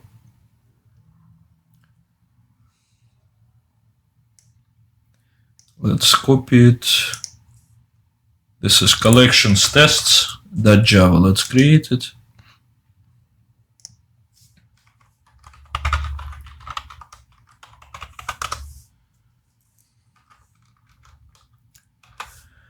Alright, and arrays tests.java is the last class we will create.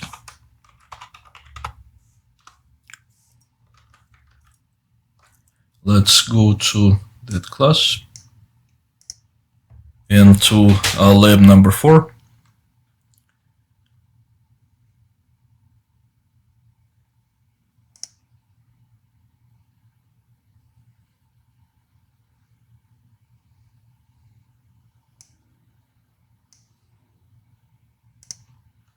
Let's copy the class name, the code. Let's paste it. And now let's run all the tests, which should be our habit. So at the end of a lab, whatever we have done, we run all the tests to make sure that we're passing.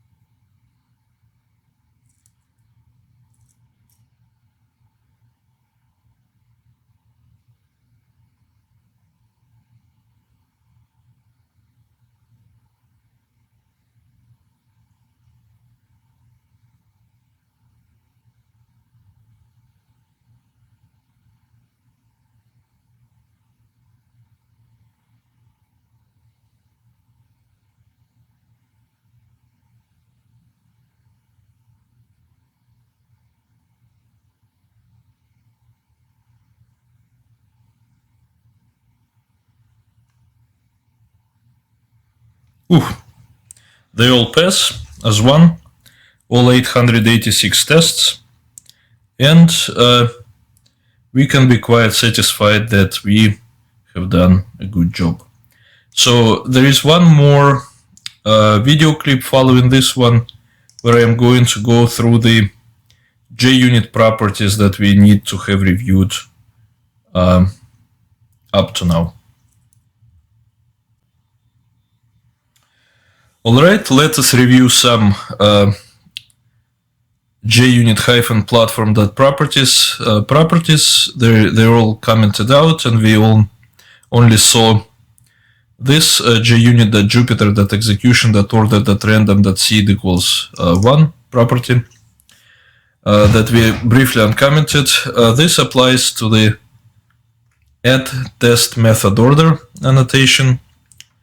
These properties apply to the add timeout annotation, and they deal with the timeout for everything that can be timed out.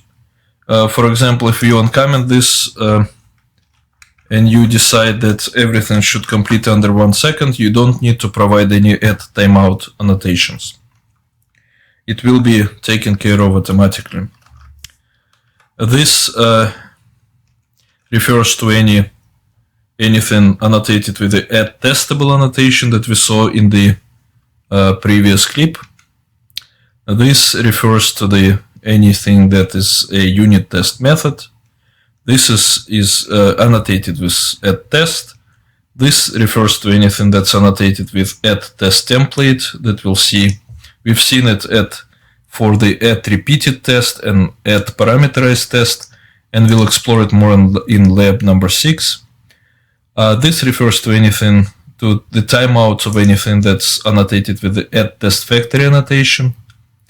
And this refers to the timeout of any lifecycle method, that is, add before all, add before each, add after each, and add after all.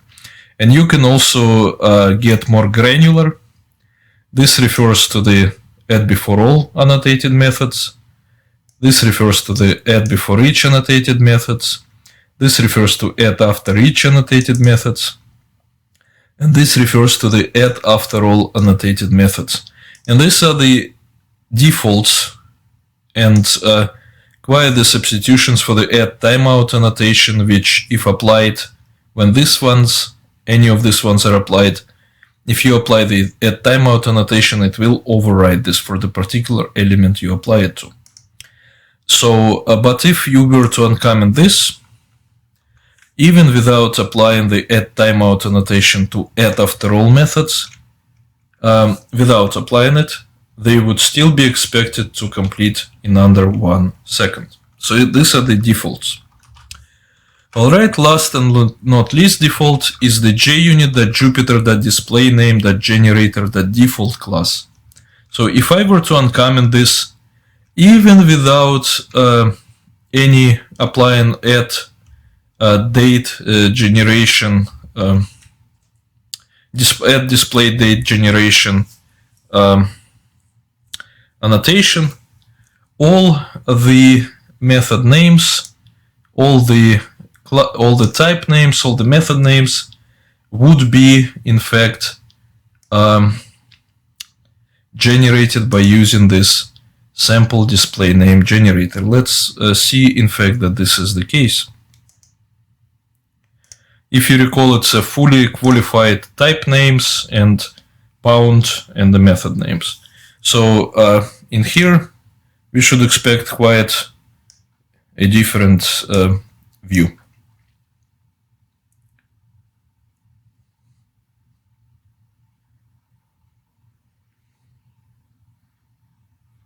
Alright, and there we go. You see how it has changed to a fully qualified type name, pound, and the method name. This is the action of this default property.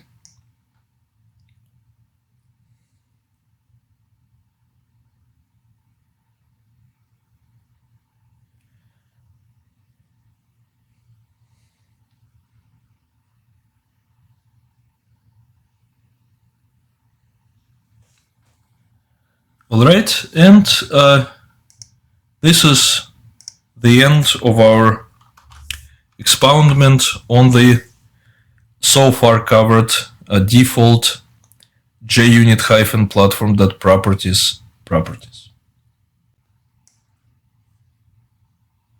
So we are in the process of completing Lab 4, and this is where you are at this point.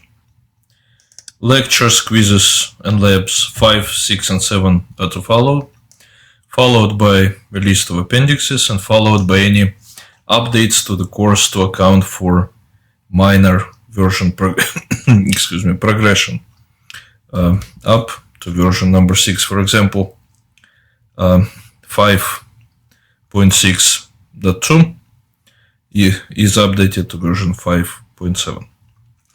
Alright, having said that, what did we not cover in lab number 4? That was part of lecture 4, and we are going to cover all of that in lab number 6, just because it is a far better application of those advanced annotations.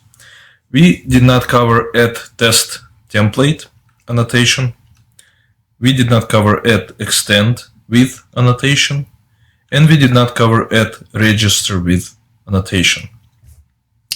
Those will be better covered in lab number 6, and there is one more annotation which we did not cover, add tag annotation, which we will cover in lab number 7 as part of test suites. Right, and the last order of business, what we have to do? We have to exercise your tactile memory in order to memorize the rest of the advanced annotations that we have been covering from the maths tests.java. Let's start with the timeout annotation. The word attention is constantly in my mind.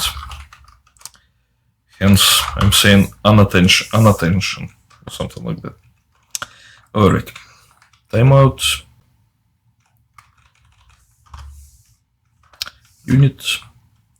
Let's type it again.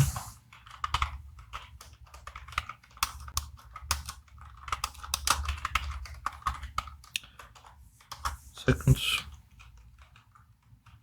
And a third time. I try to get it at least typed up 3 times. Every annotation.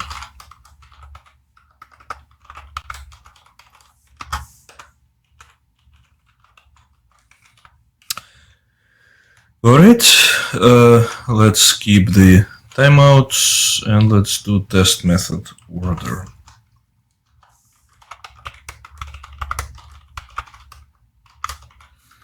And you can just retype this. I mean, you can just copy and paste this. Alright.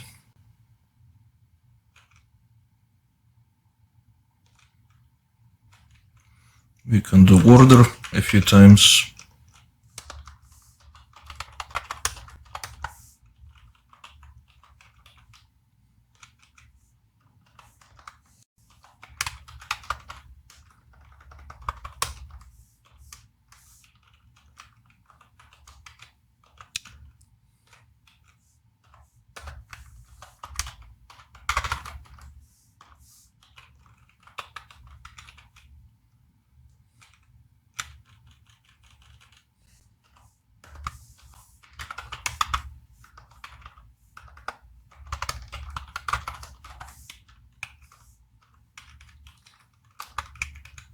If you get a chance, buy some software that will allow for hand-free typing. You will save yourself a boatload of time.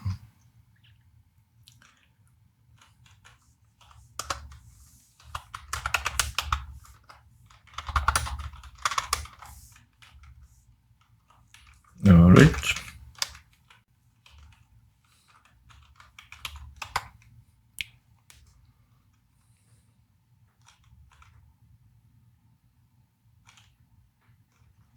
And let's do this just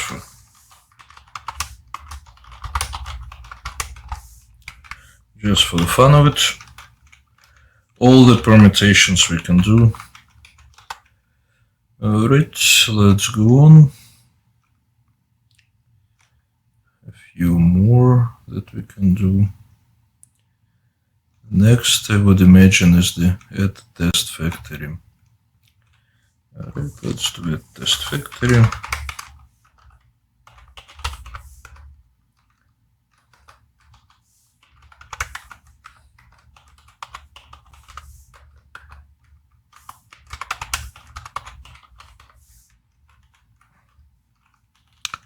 A few times.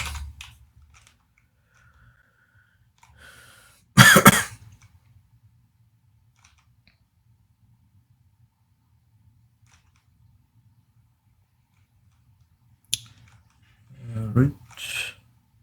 Display name generation.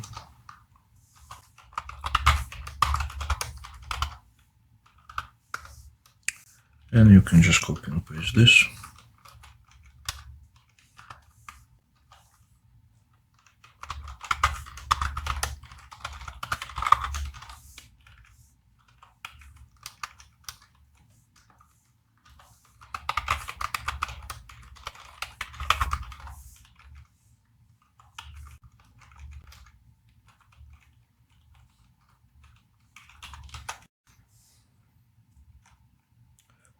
Right, going forward, we got temp dir annotation. The word attention is constantly in my mind. And you combine the word attention with the word annotation, you get something unintelligible. Alright. Annotation. Right, and I think we are good to go. I think we have retyped all the annotations that we have been covering.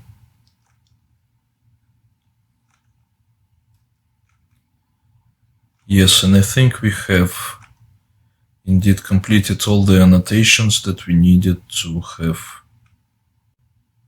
as completed. Yes, indeed. All right. Thank you for your attention for Lab 4. Lots of exciting annotations, advanced annotations. Some annotations we deferred to Lab 6 and Lab 7, just because they're more appropriate on those labs. And I will see you in Lecture 5.